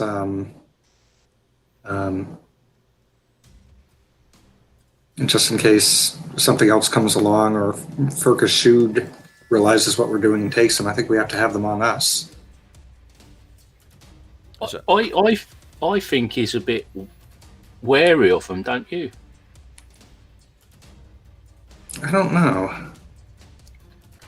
Because we put them up against the vent. Well, I think the only instance that we actually saw it do anything, and it may not have been a real response, was when I threw an egg at him, and he put up there was a force shield between him and the egg, but he might have done that just as a protective measure. Yeah, because he didn't know what it was coming at him or something like that. Yeah. He didn't seem to care the one time that I threw it and it came near him. Like, he didn't react at all. So I was trying to throw it up to the vent behind him to keep him from going through it, because we were going under an assumption at that stage. He didn't seem to mind when the egg went at least relatively near him, because he was close to the vent. Like, he didn't react. Well, what about... Like, we thought about that. We thought about putting them, like, in the vents to keep him from coming through, but we haven't had a chance to test it. Xanako, are you taking your cocoon or whatever with you? Yes, I'm taking mine. So as soon as you step within about 20 feet or 25 feet away from the door, there's a cloud that goes directly into your egg. Yep. One of the lights goes out. Yeah. Yeah. I'd suggest we just hang on to the eggs rather than have even a chance of losing them. Okay. So if Reagan walks away with the eggs as well, too, same thing happens. Two clouds go towards you, and the lights go out. Yep. I think we should try and keep them cocoons away from the robots. Yeah. Supercharge them. Yeah. I don't know what you mean, Colin. I think that's good. Now we form into Mega Steel Legionaries. That's true. That is true. I don't think Xanako went near the robots before. No. And I dread to think what might happen, you know. But I was near them, and only, as far as I can tell, only one egg reacted and released. But, or at least. No, I mean, you can try out my theory, but just give me plenty of notice so that I can not be in attendance at that point in time. All right, sure. All right. Well, why don't we go back? Maybe we can put them outside the door. Yeah. Before we go in, and just keep them in that small room and just take them on like two at a time. Yeah. So I'm going to move you guys up to the platform outside of the room, so you're not getting so close. All right. So what are you guys doing? Then that door remains open. The door that that you pass through. The first door that took in the whatever it is that's coming out of the cocoon, it is sealed again too, and the light is off. Right. Well, we're going to need one to open the doors. Well, don't they open themselves once the stuff flies in? Yes, but I'm just trying to think where we want to put the remaining cocoons. Okay. So maybe leave 2 of them that I have and the one that Xanico has. Well, the problem is one of them is not. We can figure that out. I think we just carry the cocoons with us, and that way nothing happens to them. Hopefully, because it seems like, and if we see the robots start powering up from more mist coming out of them, then we run away from them and figure out what to do next time, or the next, figure out another time to attack them. Okay. Sure. Okay. So as soon as Reagan gets there, you see that one cloud comes out about half the size of the one that you saw go into the one downstairs, and that door is now has a green light on it. Okay. She'll open it and go through. Okay. You see the disassembled Yep. So she comes in here. automaton in there. Yep. All right. Now, before we get too close, what's our plan? We want to. Oh, Amara, come on! Why are you hanging back? Well, Reagan's probably the best melee person out of her and Xanico at the moment. Xanico, do you have any healing? Or do any of us have any healing potions? Reagan doesn't. I still have a potion. Do you want to use this rifle, Xanico?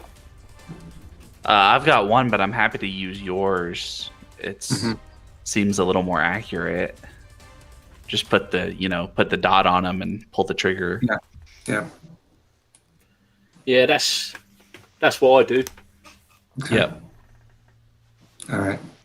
But so my original thought was that we could stand, and she's not actually doing it, Kev, just to show kind of, it's easier to show what she had in mind.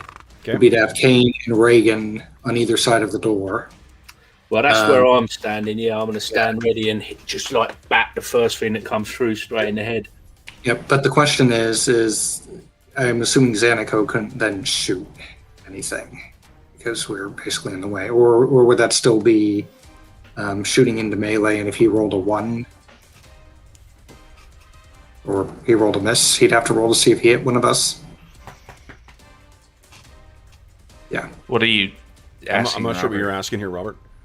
So if we're in melee, it would be firing into melee, wouldn't it? He would be firing into melee. We aren't blocking his line of sight. Okay. I'd probably have to move around to where about you're standing, but.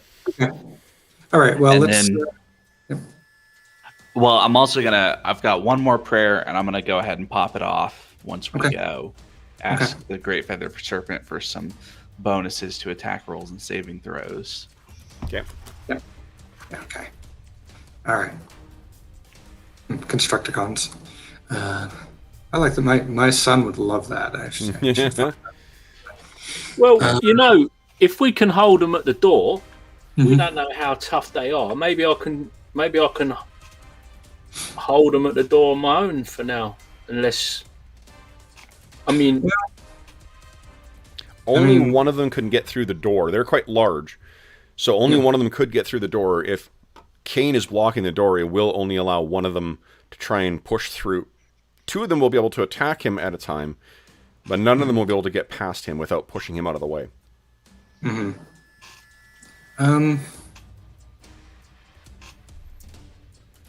What do you guys think? Well, if you're hitting it with the hammer, then both of us could shoot the pistols. But if you miss, I'm going to get fried. Yeah, true. I'd sooner face the robot than Miss save versus lymphoma. Yeah. Well, tell you what. Reagan will take a couple of swings at least, and then if needed, she'll withdraw. She'll see how. Okay.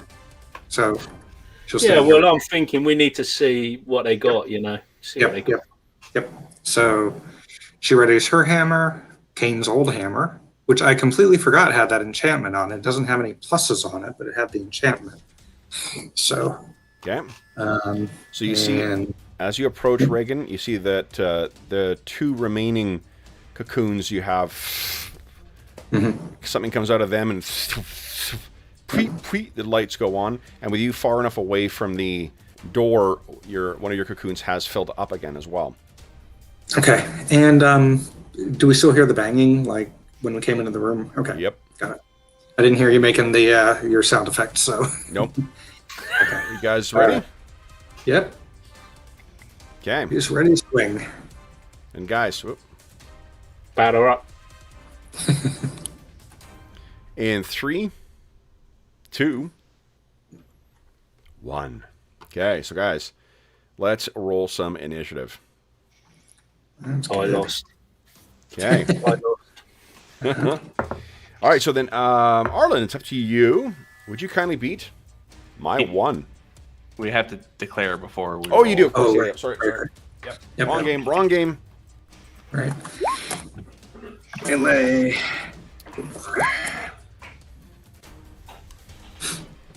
I think Arlen gave me an excuse to re-roll initiative. That's pretty good. I'm kidding. Be my 1. Nice. Well beforehand. All right, so Robert and Reagan and Kane, you guys are up first. Yeah. Okay, ladies first. Could we hit them at this point, or would we have to move in first? No, you guys are in. They're right there at the door. Okay, got it. I'll swing at the one right here Okay, go ahead. on the left, and there it is. Hey, I have 6 fighting ability now. Whoa! Nice. Yep, solid hit. Apparently, level 6s. How many hit dice does this thing have?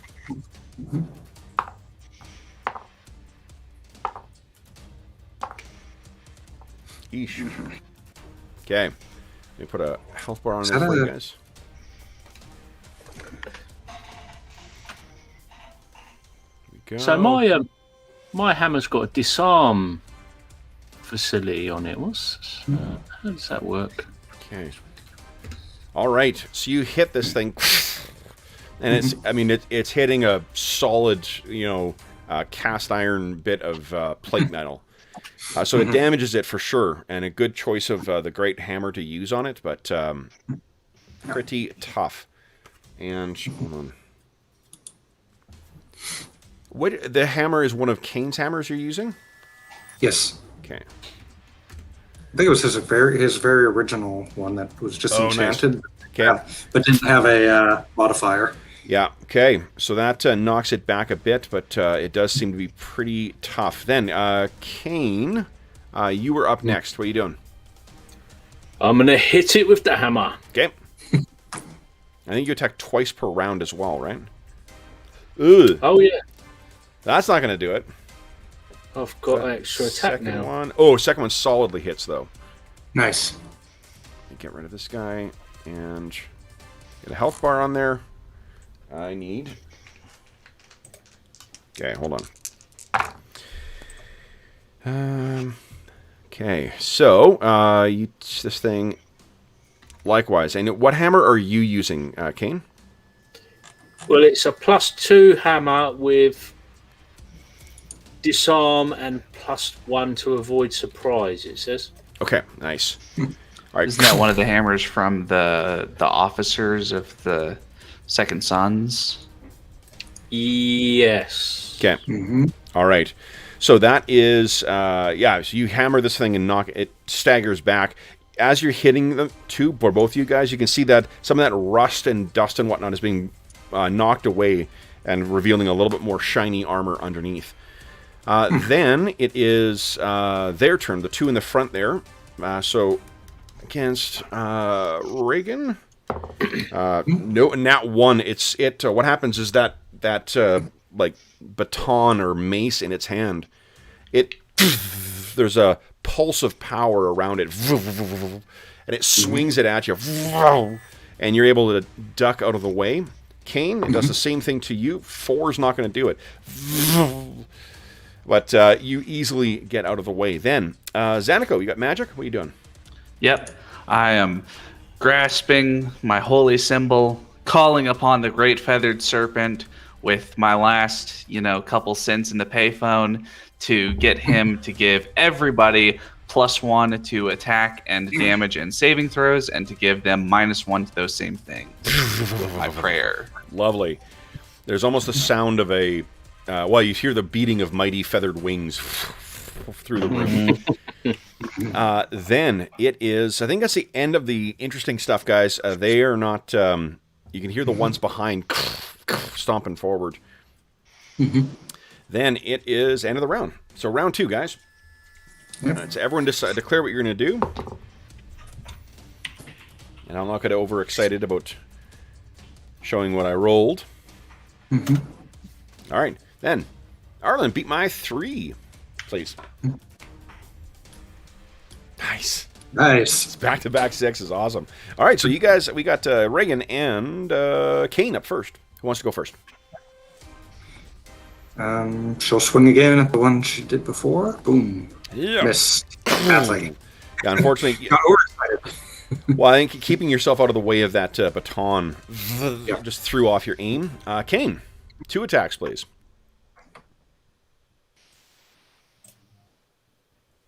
Come on. Holy shit. And that's plus 2 damage as well, yeah. Yep. Oh, yeah. So 2 solid hits, and this thing is reduced to scrap. Then it is their turn. The baton becomes active. Swings at you, Reagan. Ugh. I hit an AC -1. Yep. You take 5 points of damage. Full DR will apply, and I need a save versus transformation from you, please. Okay. Now let me do the hit points first. So that's -1. And then I'll make an attack on 18. Kane, I hit like an AC -5. Wow. Just barely, right? So then you take Kane 5 points of damage. Full DR will apply, and need a transformation save from you, please. So Today's all about transformation saves. All right, so Reagan, what's going to happen is that you feel a numbness come over you. You'll be taking -2 to any attacks and -2 to your AC going forward. Okay. You can Astonishing Fortune to get rid of that if you like. What do you guys think? We have 2 left. We have 2 left. It seems like it's more efficient to use them early than to use them later. Yeah, I think so.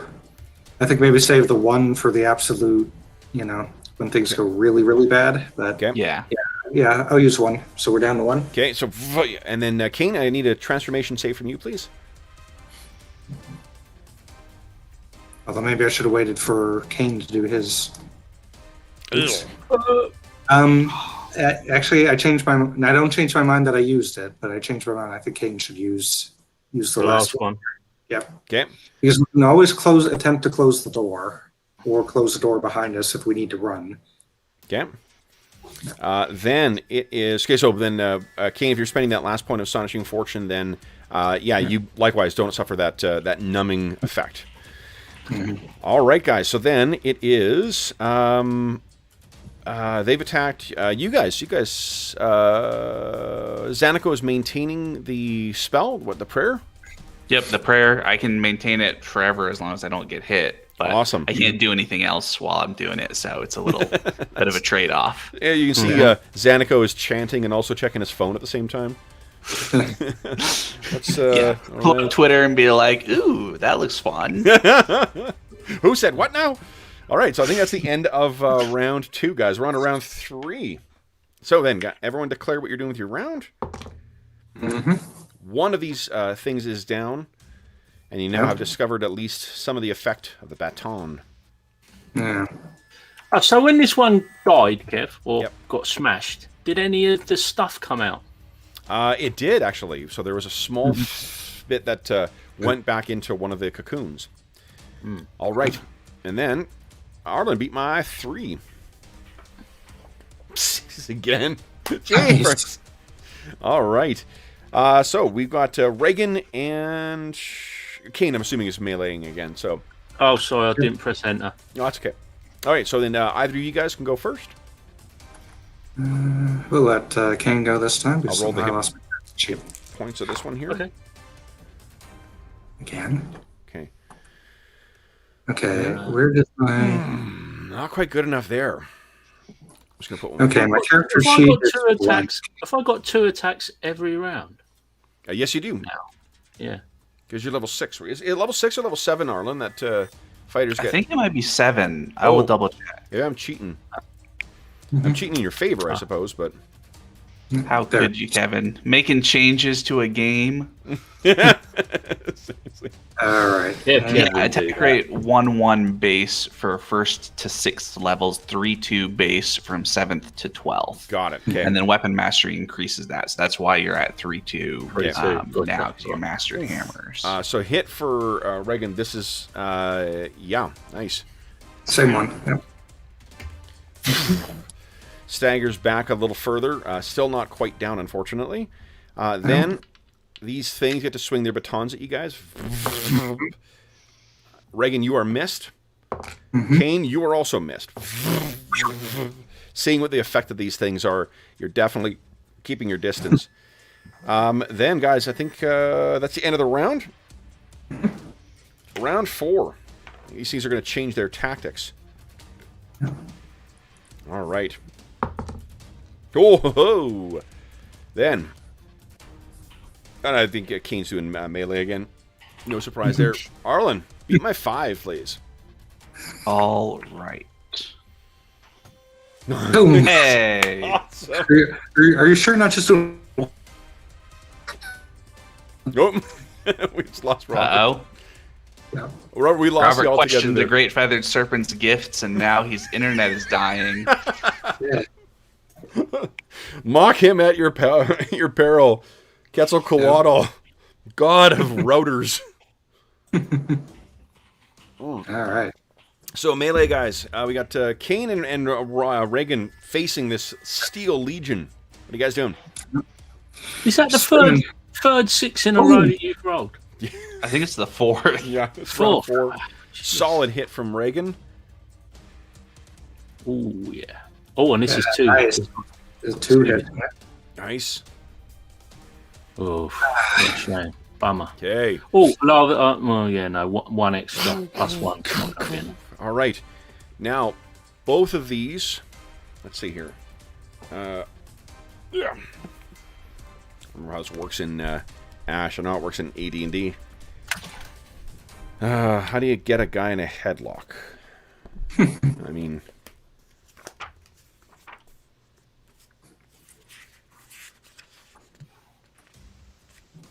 That's a brave man that tackles the grappling rules. yeah, really. I'm actually just trying to. I want to do a bull rush. I just don't remember how to do it in this game. You know what? I don't think I care. Let's go take -4 to hit. And we'll see if he's successful. If he hits you, then it doesn't take damage; just pushes you back 5 feet. All right. So looks like I hit Reagan.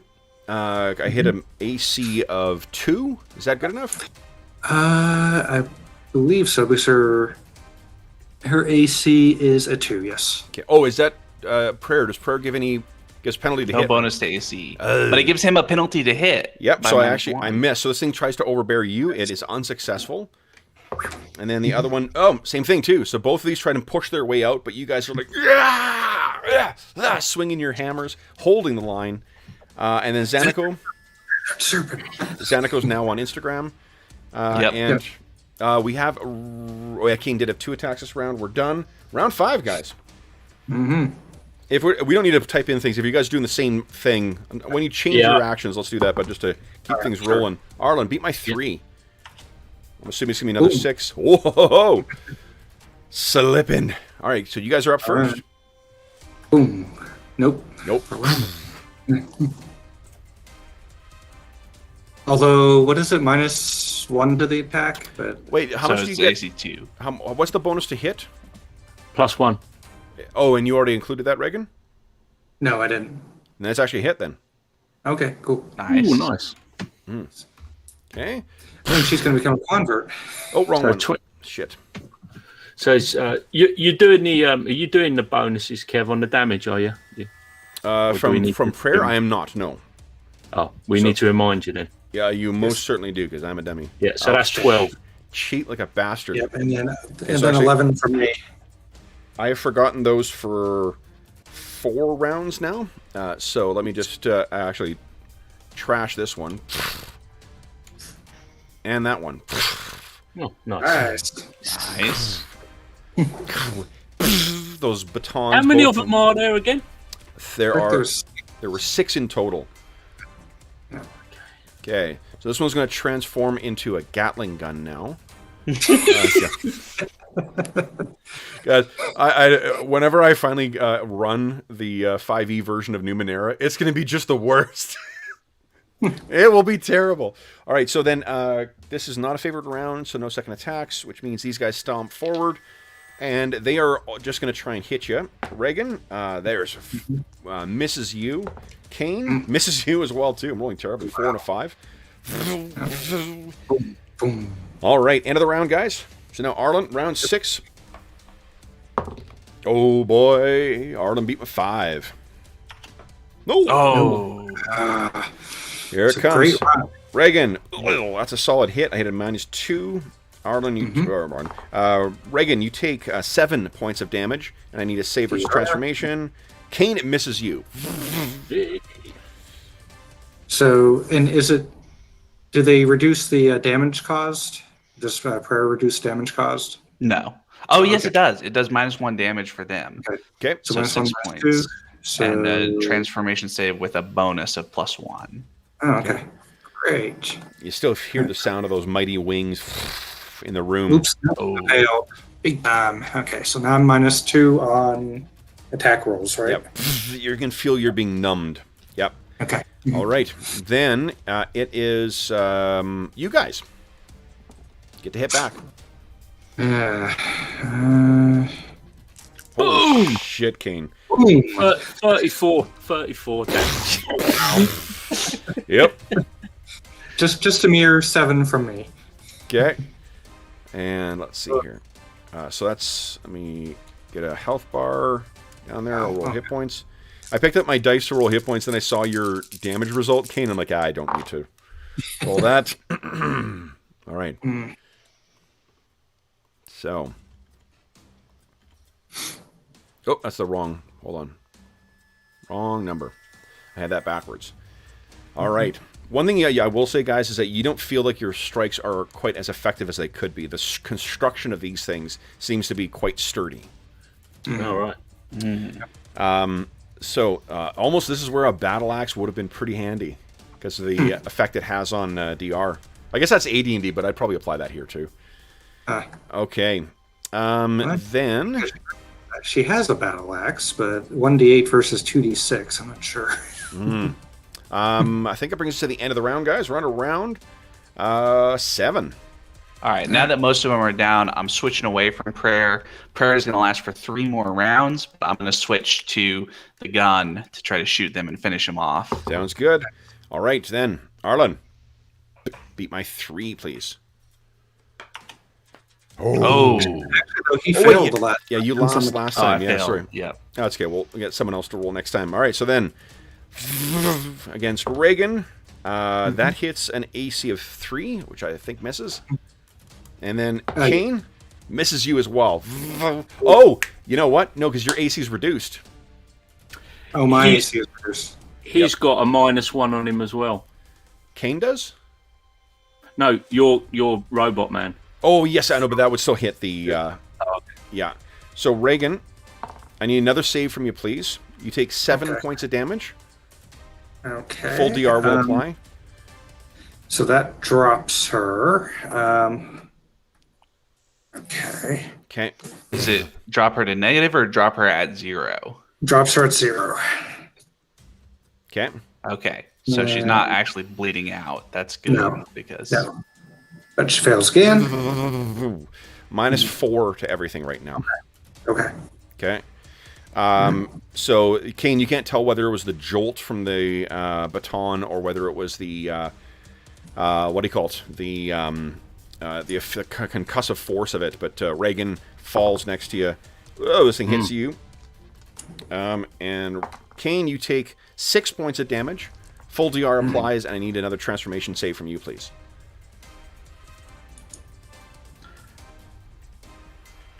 Come on. You guys have yet to make... Fuck. So you get to make a single save. So, Kane, you're at -2 right now. Yep. Then it is you guys. So, Kane, you're up. Right, so I'm net -1. Okay. There you go.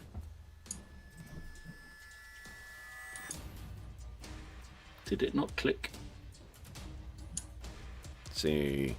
AC 0 is good enough. The one in front of you or the one that Reagan damaged? The damaged one. Damaged one? Okay. So you get its attention.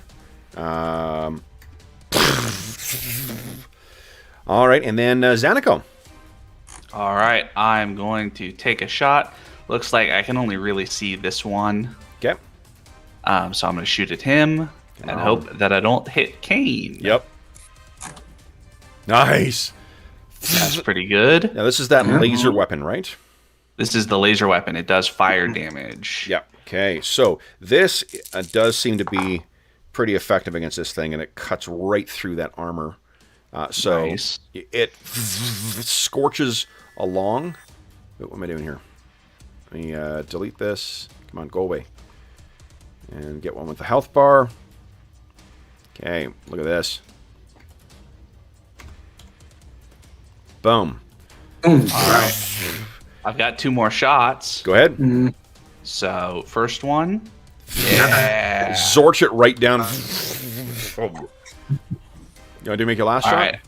I'm not going to take the last shot because I can't really see. I can see like a little bit of this guy, but I don't want to hit Kane. Okay. All right. Then, guys, that brings us to the end of the round. We're on around 8. Arlen, we thank you for your service rolling initiative. Are you shooting again? No, I'm going to go up and help Reagan while Okay. Kane is... Engaged? Alrighty, then. Robert, kind of beat -6. No. So this thing swings at you once again, Kane. 19. That is 5 points of damage. And I need another transformation save from you, please. You're bound to make one at this point. Come on. There we go. Come on. It's been a chicken and fucking Jesus. Oh. They aren't even close. We aren't even... He's rubbish at saving. I failed so many saves in this campaign. It's untrue. Jesus. So you are at a -4. So net -3. How much damage did you say it was? I was just 5 points of damage. Full DR will apply. So you're 2 points of 3 points because of the prayer. So you're actually only taking 2 points of damage. All right, then it is Kane. Your turn. right. Your limbs feeling like jelly, like you've been lifting, on an anvil all day. Now you're for it. Oh, nice. Beautiful. Holy shit. So in spite of the things, you don't even need to roll your critical damage because you did more than enough. Kane, what does it look like as you take down this thing? I think you just see, like, when he got hit with that last one and he's shaking, just more or less steam coming out of his ears, and he just, like, he just comes at him. Whack! Just takes the head clean off, And with the last one hitting down, bounces off, ricochets off the wall down the end of the. Love it. And it comes to a rest, and then you see out of that grill on the front of its face, the smoke comes out and reforms back in the cocoon. You guys have everything now. All the things are down. Zanico, what were you doing this round? I was going to come over and drag Reagan out of harm's way. Okay. And then, has Reagan benefited from Prayer for the Dying yet today, Robert? I don't believe so. Because you can only do it once per day, but I can pop you up with that.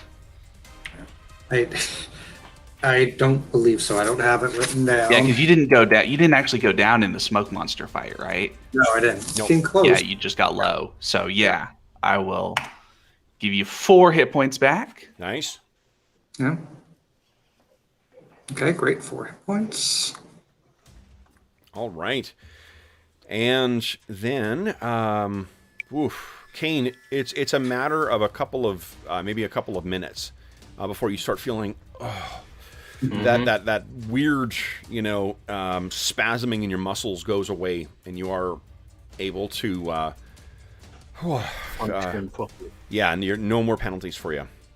Okay, cool. Nice. Okay. I'm just gonna maybe have a Reagan look kind at one of. of those buttons. Yeah, See if if we can- you pick up the baton, it's you study this thing. They're still humming. Oh, actually, no. You'd have to pick it up and activate it, I suppose.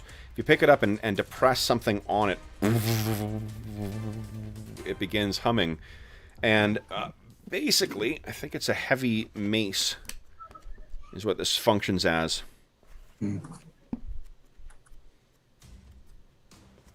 Let's see here. Yeah, footman's mace, so it actually does 1d8 damage, or 1d10 if you got both hands on it. And then when a target is hit, if you've got it depressed, it discharges a charge. There are 20 charges in it, and they have to make a transformation save or start spiraling down towards unconsciousness. If you'd failed one more, you would have been knocked out. That seems quite a useful thing. I think Reagan would. I mean, there are batteries in each of them as well, too. The same types that are used, or the cartridges used in the ray guns and the other things. So, I think Reagan would take one of them.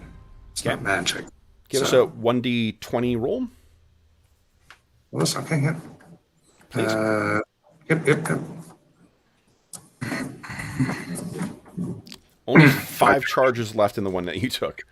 Okay. Oh, you Kane? Is this something that strikes your fancy? Yeah, I'm gonna take one. Give us a 1d20 roll. So many charges left are in here. Ooh. 17 charges left. Nice. Did each one of them have it, right? Yep. So we might as well take all of them, right? Okay. Yeah. So give us a roll of 4d20 for the remaining ones. And then the only issue may be the weight, but I think all of you guys are so strong that encumbrance really hasn't been an issue. Pretty charged up for the rest of them. Do you want one of these, Zanico? I think I'm closing in on full weight with all of this crap that I'm carrying because I have a low strength. Okay. The weight So of I'm these gonna things- pass on one of the robotaton shockers, but It'll be 4 pounds. A footman's mace is 5, but this is actually made of advanced materials, so it's gonna be 4 pounds. Okay. So and I'll then, hand Kane his laser gun back since I don't need his anymore. all right. And where to now, guys? What do you think, Reagan? Do we need to heal you up more? I mean, if we don't run into anything on the way, I think we're fine. We haven't seen Furcus shoot in a while, which worries me. And my guess is we might see him. Like, if there's any way for him to get into the room, into the room where we want to open the door downstairs, he might be worried enough to attack us there. In other words, I wouldn't mind having the potion probably at this stage. Okay, I will give you the potion that I've got, and you can use however much of it you'd like. It's 3d8 plus 6 for the full, or 1d8 plus 1 for a third of it. Let's just do 1d8 plus 1 for the moment. That means you can only use it for 1d8 plus 1 for 2 more times. You won't be able to get the full benefit. Yeah, That's right. I mean, but you only miss out on 3 HP by taking Yeah. the Yeah. smaller, I so think it's not a huge. 3D8, yeah, I think 3d8 could Nice. potentially be wasted anyway. So. Okay. So 9, nice. Oop. 13. Always forget to enter. Okay, there we go. All right. So- Shall we go back? Or Yeah, I think we open go the back door. down and see if we can't turn on the lights around the door. Okay. yeah. All right, let me bring you down here.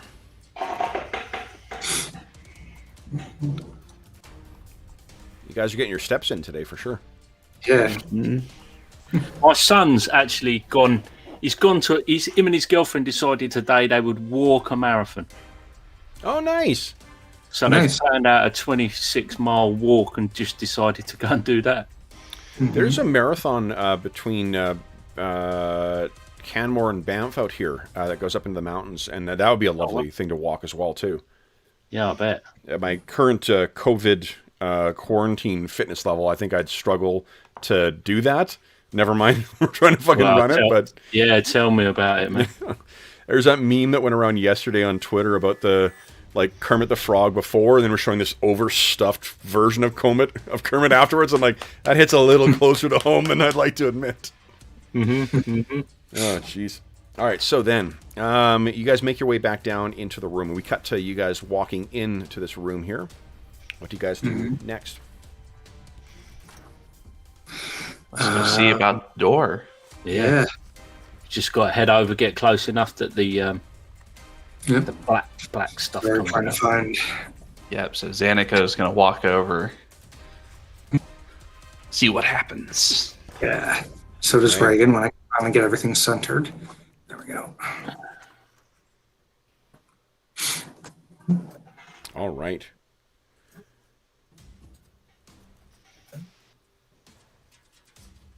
So when you guys get close to there, smoke pours out of the cocoons or the nests, and then through that little slit in the door, pwee, pwee, pwee, pwee, Ah, 4 green lights, and you hear the door unlocks.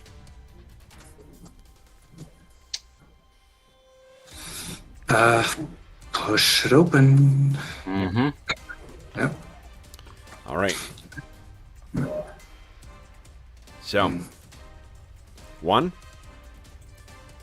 2, 3. The door goes up. Boxed up. Okay. Oh, Reagan will walk in. She looks. Hold on. Before she walks in, she looks at the floor, makes sure there's nothing like any glyphs or anything on the floor. As far as you can tell, no glyphs on the floor. Okay. She glances up to the ceiling before she walks in, all the way. There is definitely a ceiling. Yes. Okay. No great. green slime. Okay. Okay, No so piercer. as you step in there is a flickering. Mhm. And then Oh, lights. what you can see is that this metal-walled laboratory is sparsely furnished, and the air within is stale and musty.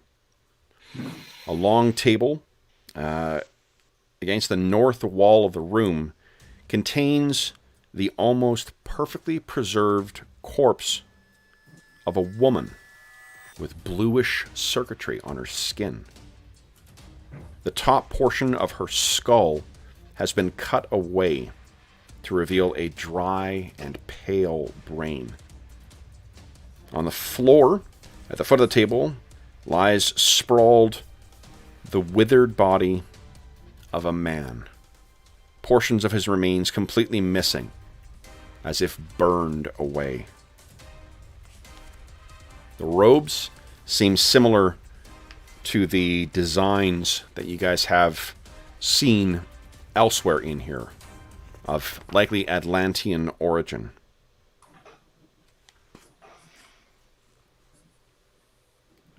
Of course, all of our Atlanteans are not present.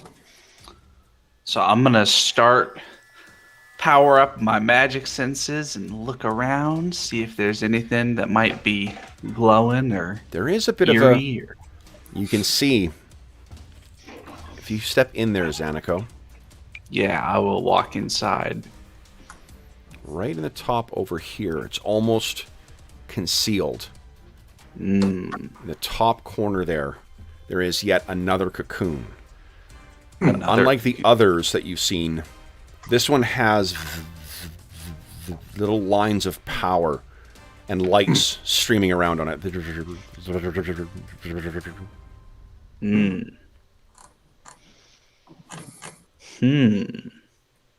What do you think, guys?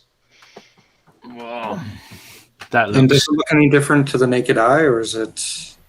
When you see Xanico kind of point at it, then you realize it was so well concealed you just did not spot it. Right, but I mean, does it look any different? You mean apart from how I described it? Okay, I thought that was the magic. I thought he was seeing magic coming from it. Okay, got it. Sure. Well, it looks important. It seems a bit more. Yep. And is it of the lot? Was it the medium size or the? If you were sensing as well too, Xanico, many of the things on this fallen corpse are magical as well. Mm-hmm. Well, I think we should get this. She almost says key because that's what it's acting like, but cocoon. Well, And I'm a little bit intrigued as to whether this is Furka's shoe laying on the floor. that's an interesting thought. If you push or do you touch the body at all, Kane? Well, I'm going over to. I'm sort of like lurking over the top of it at the moment, suspicious, So you can see it is extremely desiccated. It has likely been here for a very, very long time. I'll probably But like there is nudge. that long, wispy beard, partially I wondered burned away, about long hair out back, the same Yeah. robes with the long Design. Yep. I think this is our man, folks, and I think I'll nudge it with my foot. It makes that dead body sound. Yeah. Sort of vaguely Raiders of the Lost Ark. Kind of. That's completely what I had in mind too. Oh god. So yeah, and specifically Xanico, if you did spare a look at the body, so that Kane, you'd have to be actually over here when you're doing that. The robe appears magical. There are some kind of goggles that appear magical. There's a couple of rings that appear magical, and there is a rod at his side as well too that likewise appears magical.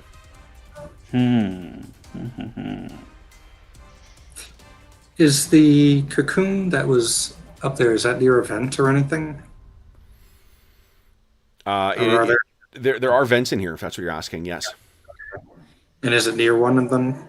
I mean, relatively, it's in the corner, and the vents are usually in the middle of the walls. So, Okay, got it. Yeah. All right. Reagan goes over to take a look at the woman, okay, and she yeah, appears human, but there's even for one, her corpse appears both perfectly preserved, but also strangely unnatural. Mm-hmm.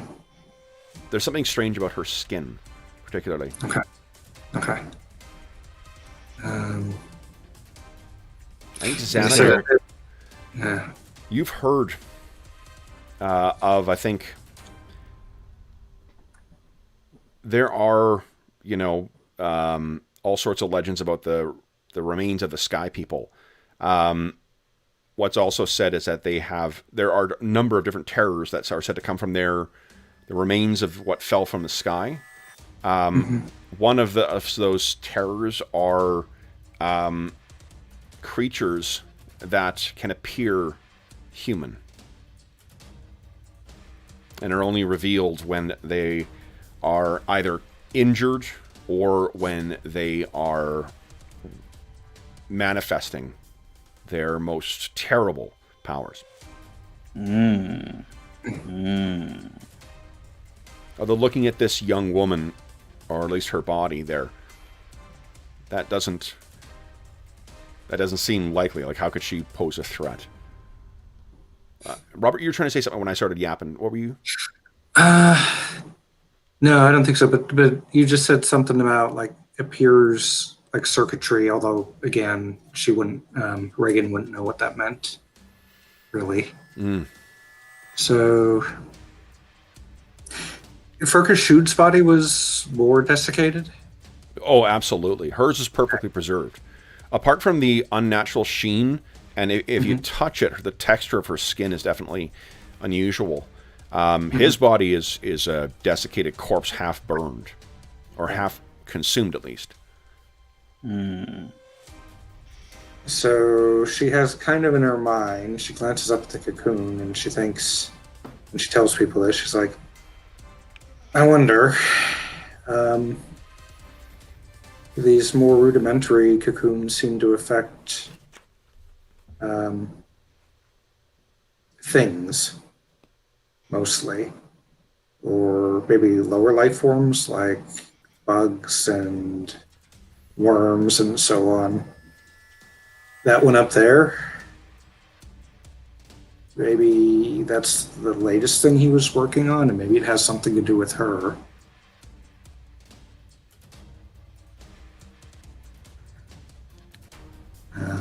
You said that her skull is open, right, and her brain is exposed. Correct. Has it, as best as we can tell, has the brain been like damaged or anything, cut on or something like that? There does not appear to be any injury to the brain. It's No shriveled obvious up, though, injuries isn't on the. Oh, sorry, Colin, you go first. it? The brain is shriveled up, though, wasn't it? Dried up. It is definitely pale, and it appears dry, but not shriveled. Okay.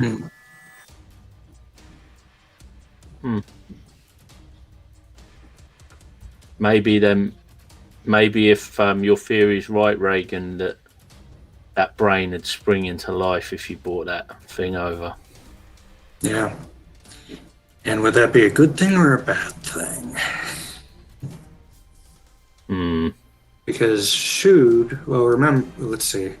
Remember What happened to Shude? What something's killed him, innit? Well, I reckon we should have a look at some of this loot that's on him. Yeah. You said it was like he was burned. Is there like a pattern to the damage? Like, I'm thinking specifically about the laser rifles that we've got. It is missing, as if burned. As if burned. Okay. There isn't the scorching marks. To be honest, the edges of the consumption, you think your initial impression is that it's got to be some kind of burning or whatnot, but there's a couple of things that are different about it. For one, it is only the organic material. It's part of an arm. It's part of a skull. It's some of his ribs and into the rib cage. One leg is almost completely missing. But the other materials, the robe, the rings and whatnot, all that stuff remains intact. There is a jagged edge to it, as if it was burned, like a piece of paper that was burned and then quickly put out. But there isn't the blackened markings at the edge of it.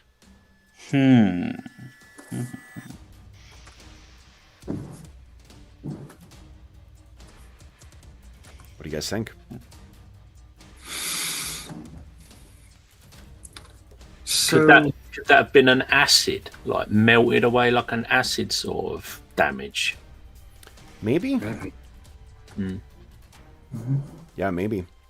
Although you would think that would... Or... I mean, if it only affected living tissue... Oh, yeah, okay, right, yeah. Yeah. I mean, it could be a magic acid.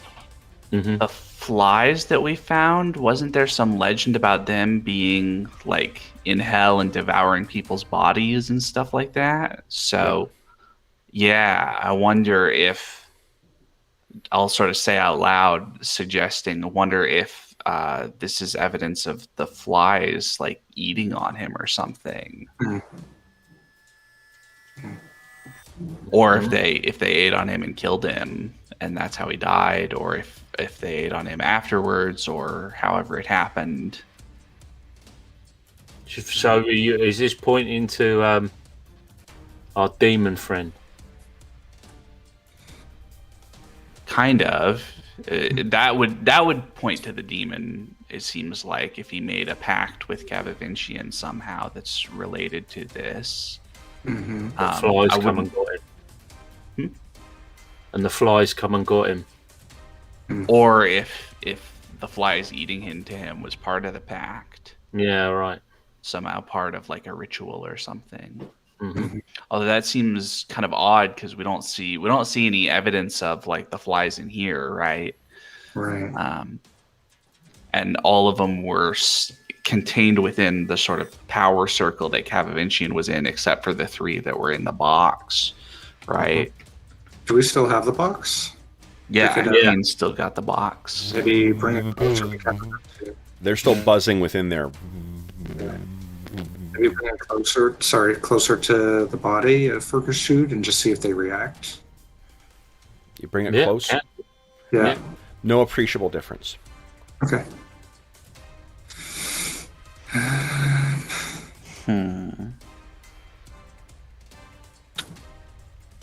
So, also backing up to the fella upstairs who originally, the ghost, wanted to kill us, or he said we needed something like the egg we have. Sorry, I'm trying to remember the exact wording, but he indicated that it was something like the egg. His exact wording was "dum, dum." Yes. Yeah. True. It was True. I think what he said was when we showed him the egg and asked him if we needed something like it, he said yes and no. Yes. Yeah. So he did dung and then dung dung. Well, that would be in keeping with this here because this is like it, but not the same. Yeah. Yeah. He may also have meant that would help us as opposed to being the only thing. Which she keeps looking between the egg and the woman. She then finally says, I kind of think at some point, I think she would know what happened here. And I'm wondering if this egg would revive her so that we could find out. Yeah. And if she's an enemy of Shude. Inadvertently, I think that, Zanico, there's just a chill that runs through you because this is bordering on blasphemy. Yep, bringing her back. So I'm going to go over and see. I'm going to feel like at her neck and at her wrists, see if there's a pulse. Seems unlikely, but just to double check. And touching the flesh, too. It's not flesh, even dead flesh. You've touched the dead before. You're a priest. But this feels off. It's the tactile equivalent of the uncanny valley. Yeah. So, Her eyes are open as well, too. It's as if, like, at a second, they could just flash and look at you. Yeah. So Zanico's got an idea. He's kind of doing his best to overcome his revulsion. You can see him sort of slowly pulling up his sleeves and stuff. And his hands are kind of shaking as he puts them together.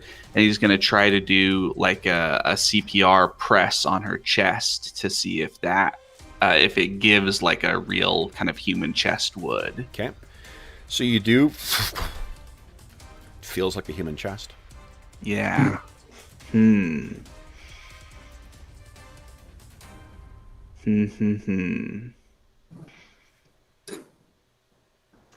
Whilst this is happening, I think I might start looting the body.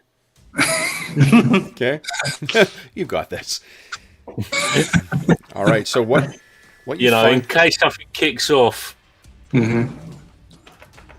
Yeah, most certainly. So on the body itself, what you find, there's that cloak.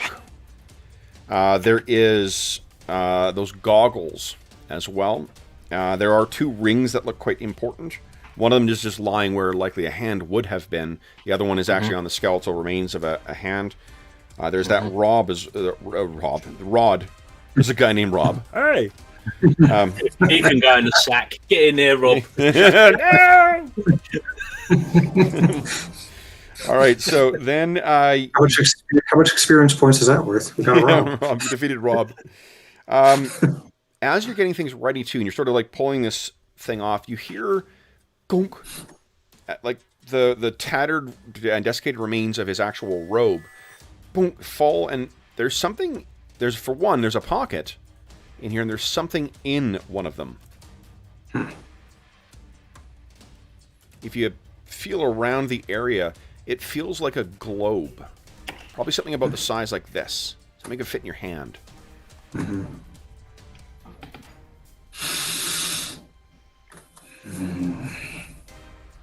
Globe, eh? Yep. Well, I'll fetch it out. Okay, you go in and you grab it and pull it out. And it is a dark, seemingly it's lighter than glass, but it's hard. And it is almost perfectly black. But it's got a weird, like, pseudo-transparent quality to it, or pseudo-opaque kind of quality to it.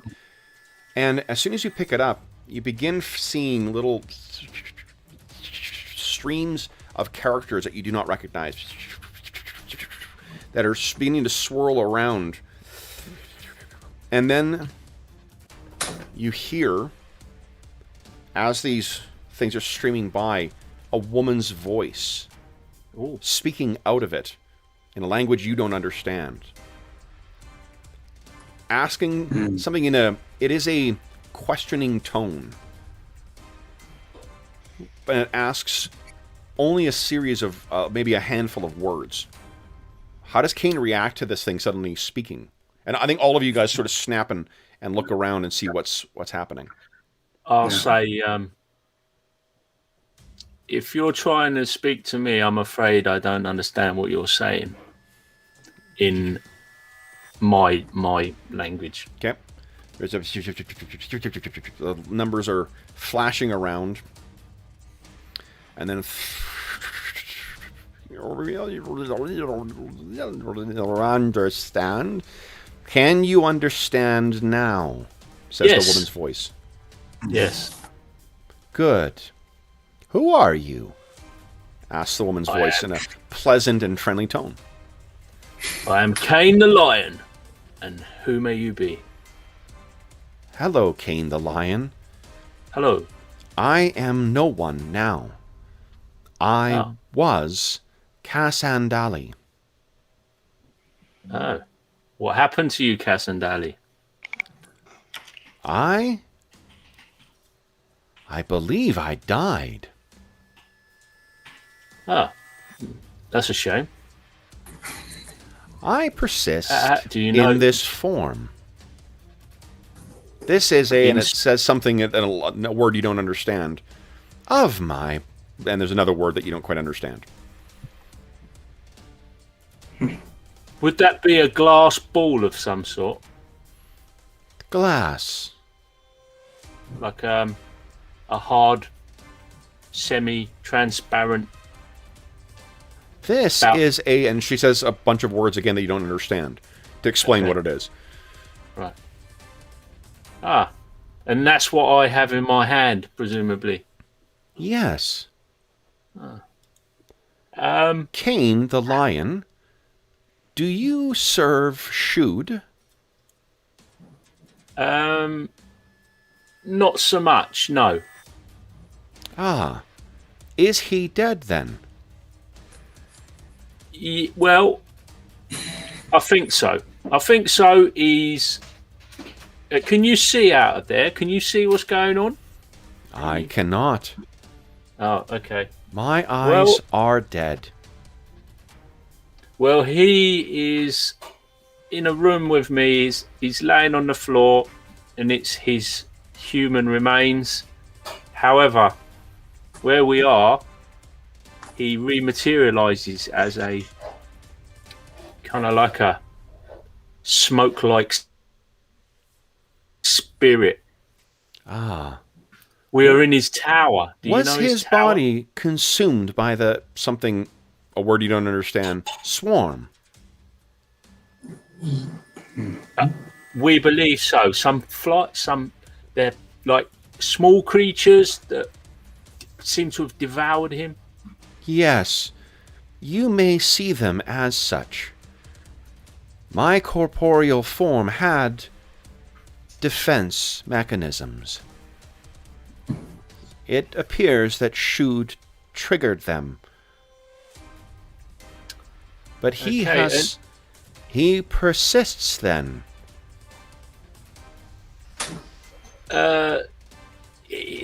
In some form, yeah. We are trying to work out where he is where he's coming from. He materializes, and he's persecuting us. We have discovered. Well, You I have are this. foes of Shud? All right, yeah, you've got us bang to rights. Yeah, we are. Yeah. Good. He was a most unpleasant man. I have to agree. What form does he take now? I knew him in his corporeal form. Yeah. Well, now he's like a creature of smoke, living smoke that moves through these vents and air tunnels that Has exist he, in his. We believe it's his abode. are we in the tower? Yes, the tower. You know the tower? By reputation. He took me unawares. That is how I died. I see. Well,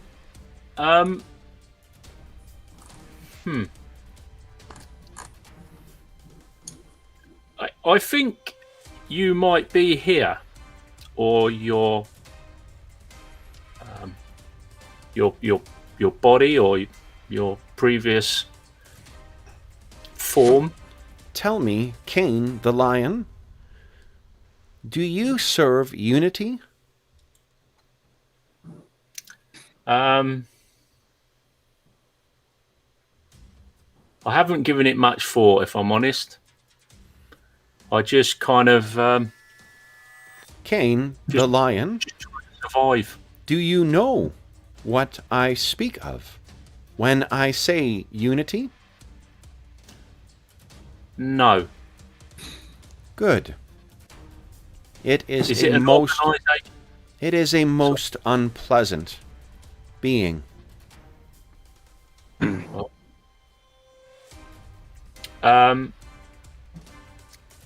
Would you know what we call a demon? A demon, a extraterrestrial being of alien origin. Yeah, I'm not totally sure about all that stuff. Do But- you mean? And then she launches into some other words that just are above your head. I'm not too sure. Reagan I've got breaks to into tell you, room. I'm a fairly simple fellow. Cain the Right. lion, did Shud complete his project? Could you tell me any more about his project? We've seen a number of projects. He seemed to have been summoning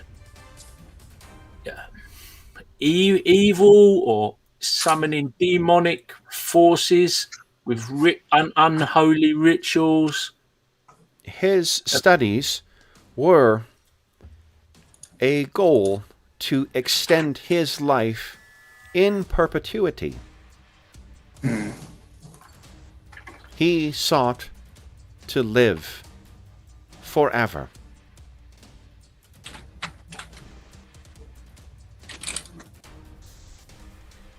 then he may have partially succeeded. He may have completed his studies. The smoke that you described, has it an odor? And now you guys think of it, like, as much as you've seen smoke every single one of those times, there's never that telltale odor that comes with a campfire or a fire, burning trees or whatever. Mm-hmm. And no, it is odorless. Then what you witnessed may have been something akin to my body's defense mechanisms. He may have become a living, there's a word you don't understand, swarm. If so, he would need a housing to recharge. Has he made use of my remains to do that?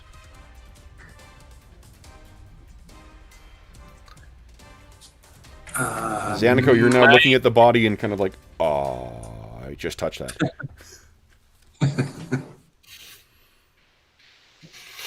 Robert, you were trying to say something as well? No, Kane ended up asking most of the stuff that I was. I didn't know if you guys could hear this. It's coming right out of the thing. Oh, Okay, right, yeah. sorry. No.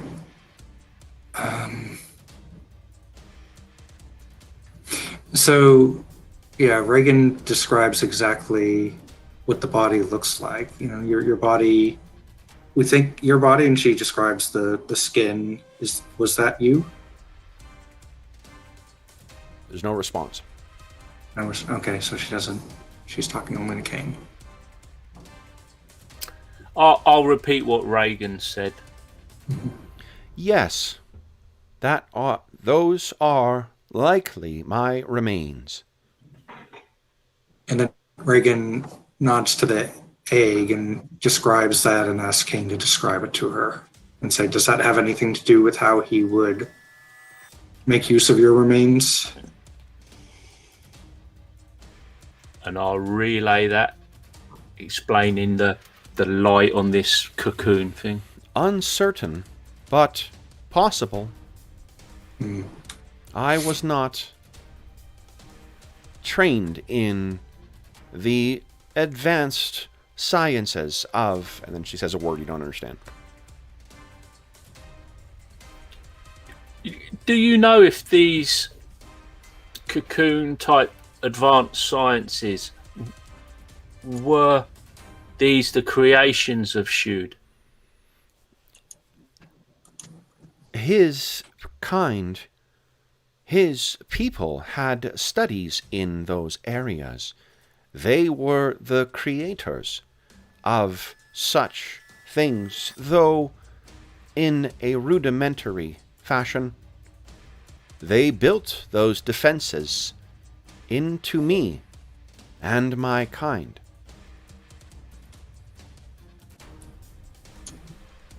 So Shud's people built you? Yes, not him, but his kind.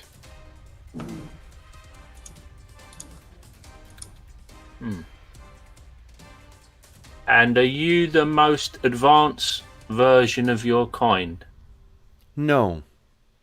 Unity has made advances far beyond my frame. Unity. Man, that sounds like some company, doesn't it? Yeah, DMCR.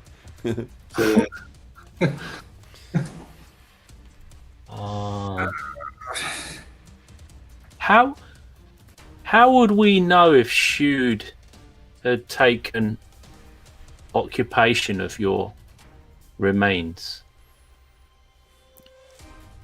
There would have been changes made. Like the removal of part of your skull and a brain Actually, she looks at that and she says, "Ask her if she has something like a human brain." Did you when you were alive? Did your creators give you a human type of brain, or It was a simulacrum of sorts, but much more advanced than human.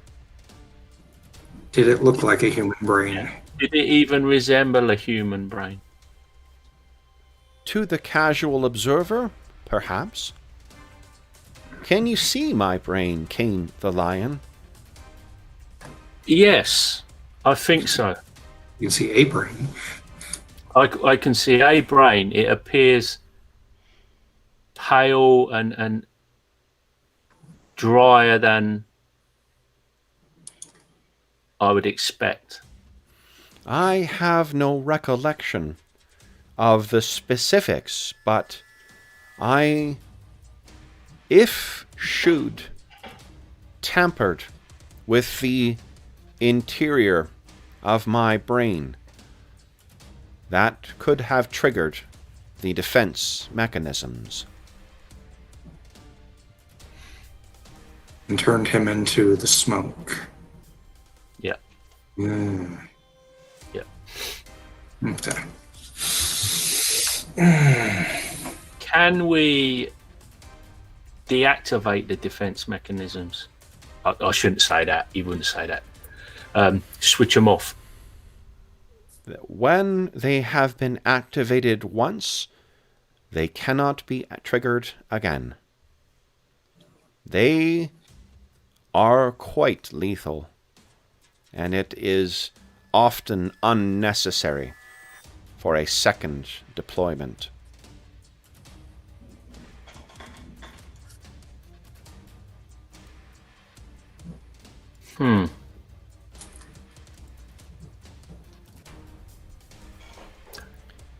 Zanika, what are you thinking? I mean, I can't imagine what the religious implications in your mind are of you guys speaking to this thing. Yeah. So Zanico is thinking about, how he's kind of wondering what exactly he has gotten himself into. There's more than a little of the sort of back when we were talking to that undead dude who banged on the walls, he was pretty, wondering what was going on with these guys who were willing to talk instead of just, turn undead and let him go back to peace and all that sort of stuff. So he's kind of in that mindset right now. But he's also, he's not stupid, right? He kind of understands that this is something that is sort of resembles human, but it's also somehow it's right. Its resemblance does not mean that it shares a qualitative resemblance, and that therefore this could be something that is not necessarily necromantic the way that it would have to be with a person, right? Mm-hmm. Yeah. While I will tell you as well that while you have heard of, like, there's many elements of what you guys have exposed here or have encountered here where you have been ahead of the curve, as it were, because of where you come from and the people you know, you've never heard of Unity before. Mm-hmm. You don't know what she's talking about. Yep. Then you hear she speaks unbidden once again. Cain the Lion. Mm-hmm. Have Yes. you access to and she says a word that you don't understand. I don't understand that word that you just said. What language are you using to speak these words? This is the language of our creators. They call it the true tongue. If you are unfamiliar with and she says a word again that you don't understand, allow me to convey. It tells us the time. and it appears that ours is up. And I will see you in 2 weeks' time. So, guys. You're so corny, Kev, man. All right. Shameless, I think is the word for it. Alrighty, guys. So here we go. We got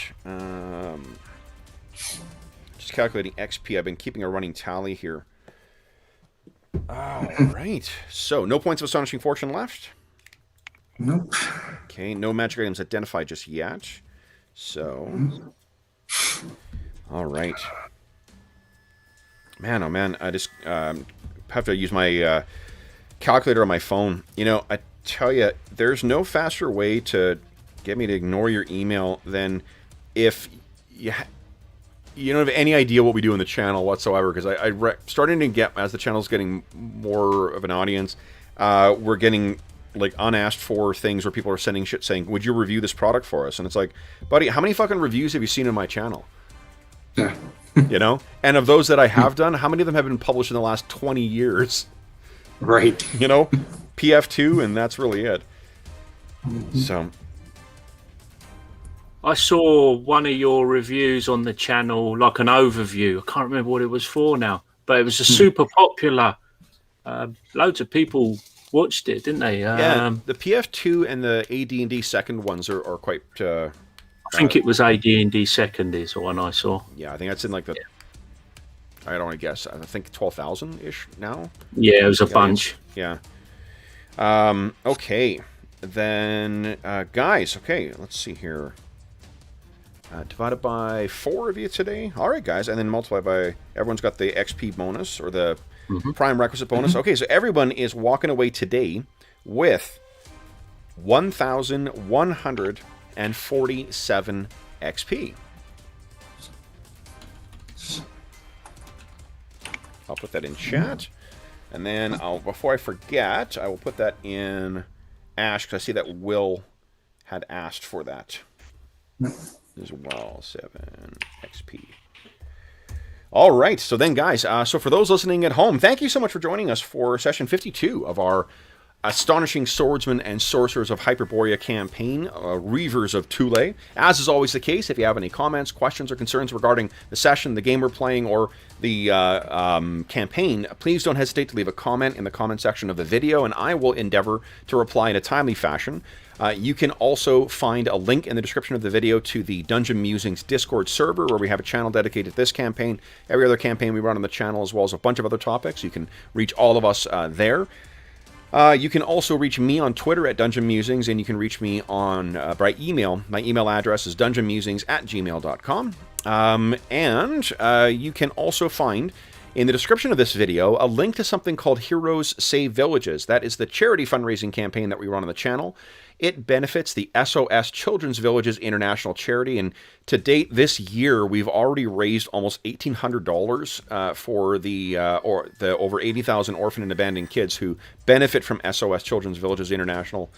Their services. That is phenomenal. Like, it absolutely blows my mind that we've had such generosity from the donors to date. From now until April 1st, as a way of saying thank you, for every $25 that is donated, you get one chance to win the grand prize or one of the other prizes we have on offer for our first raffle of 2021. The grand prize is a copy of Beadle and Grimm's Platinum Edition Icewind Dale Rime of the Frost Maiden, an amazing product. That's about $500 US new at retail when it was available. And they have generously donated a copy of that for the raffle, as well as a copy of the silver edition of the Icewind Dale Rime of the Frost Maiden. So if you don't win the grand prize, you still got a chance to win another amazing Beadle and Grimm product. I've been describing the Platinum Edition as a as a crate set as opposed to a box set, because there's so much stuff in it.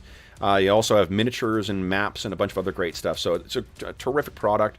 And if you don't win those two products, you still got a bunch of other stuff that you could win, including a chainmail dice bag made by our resident armorsmith Dave, a dice tray made by our resident carpenter Andrew. Our buddy Jason Haas has donated some zines to the prizes.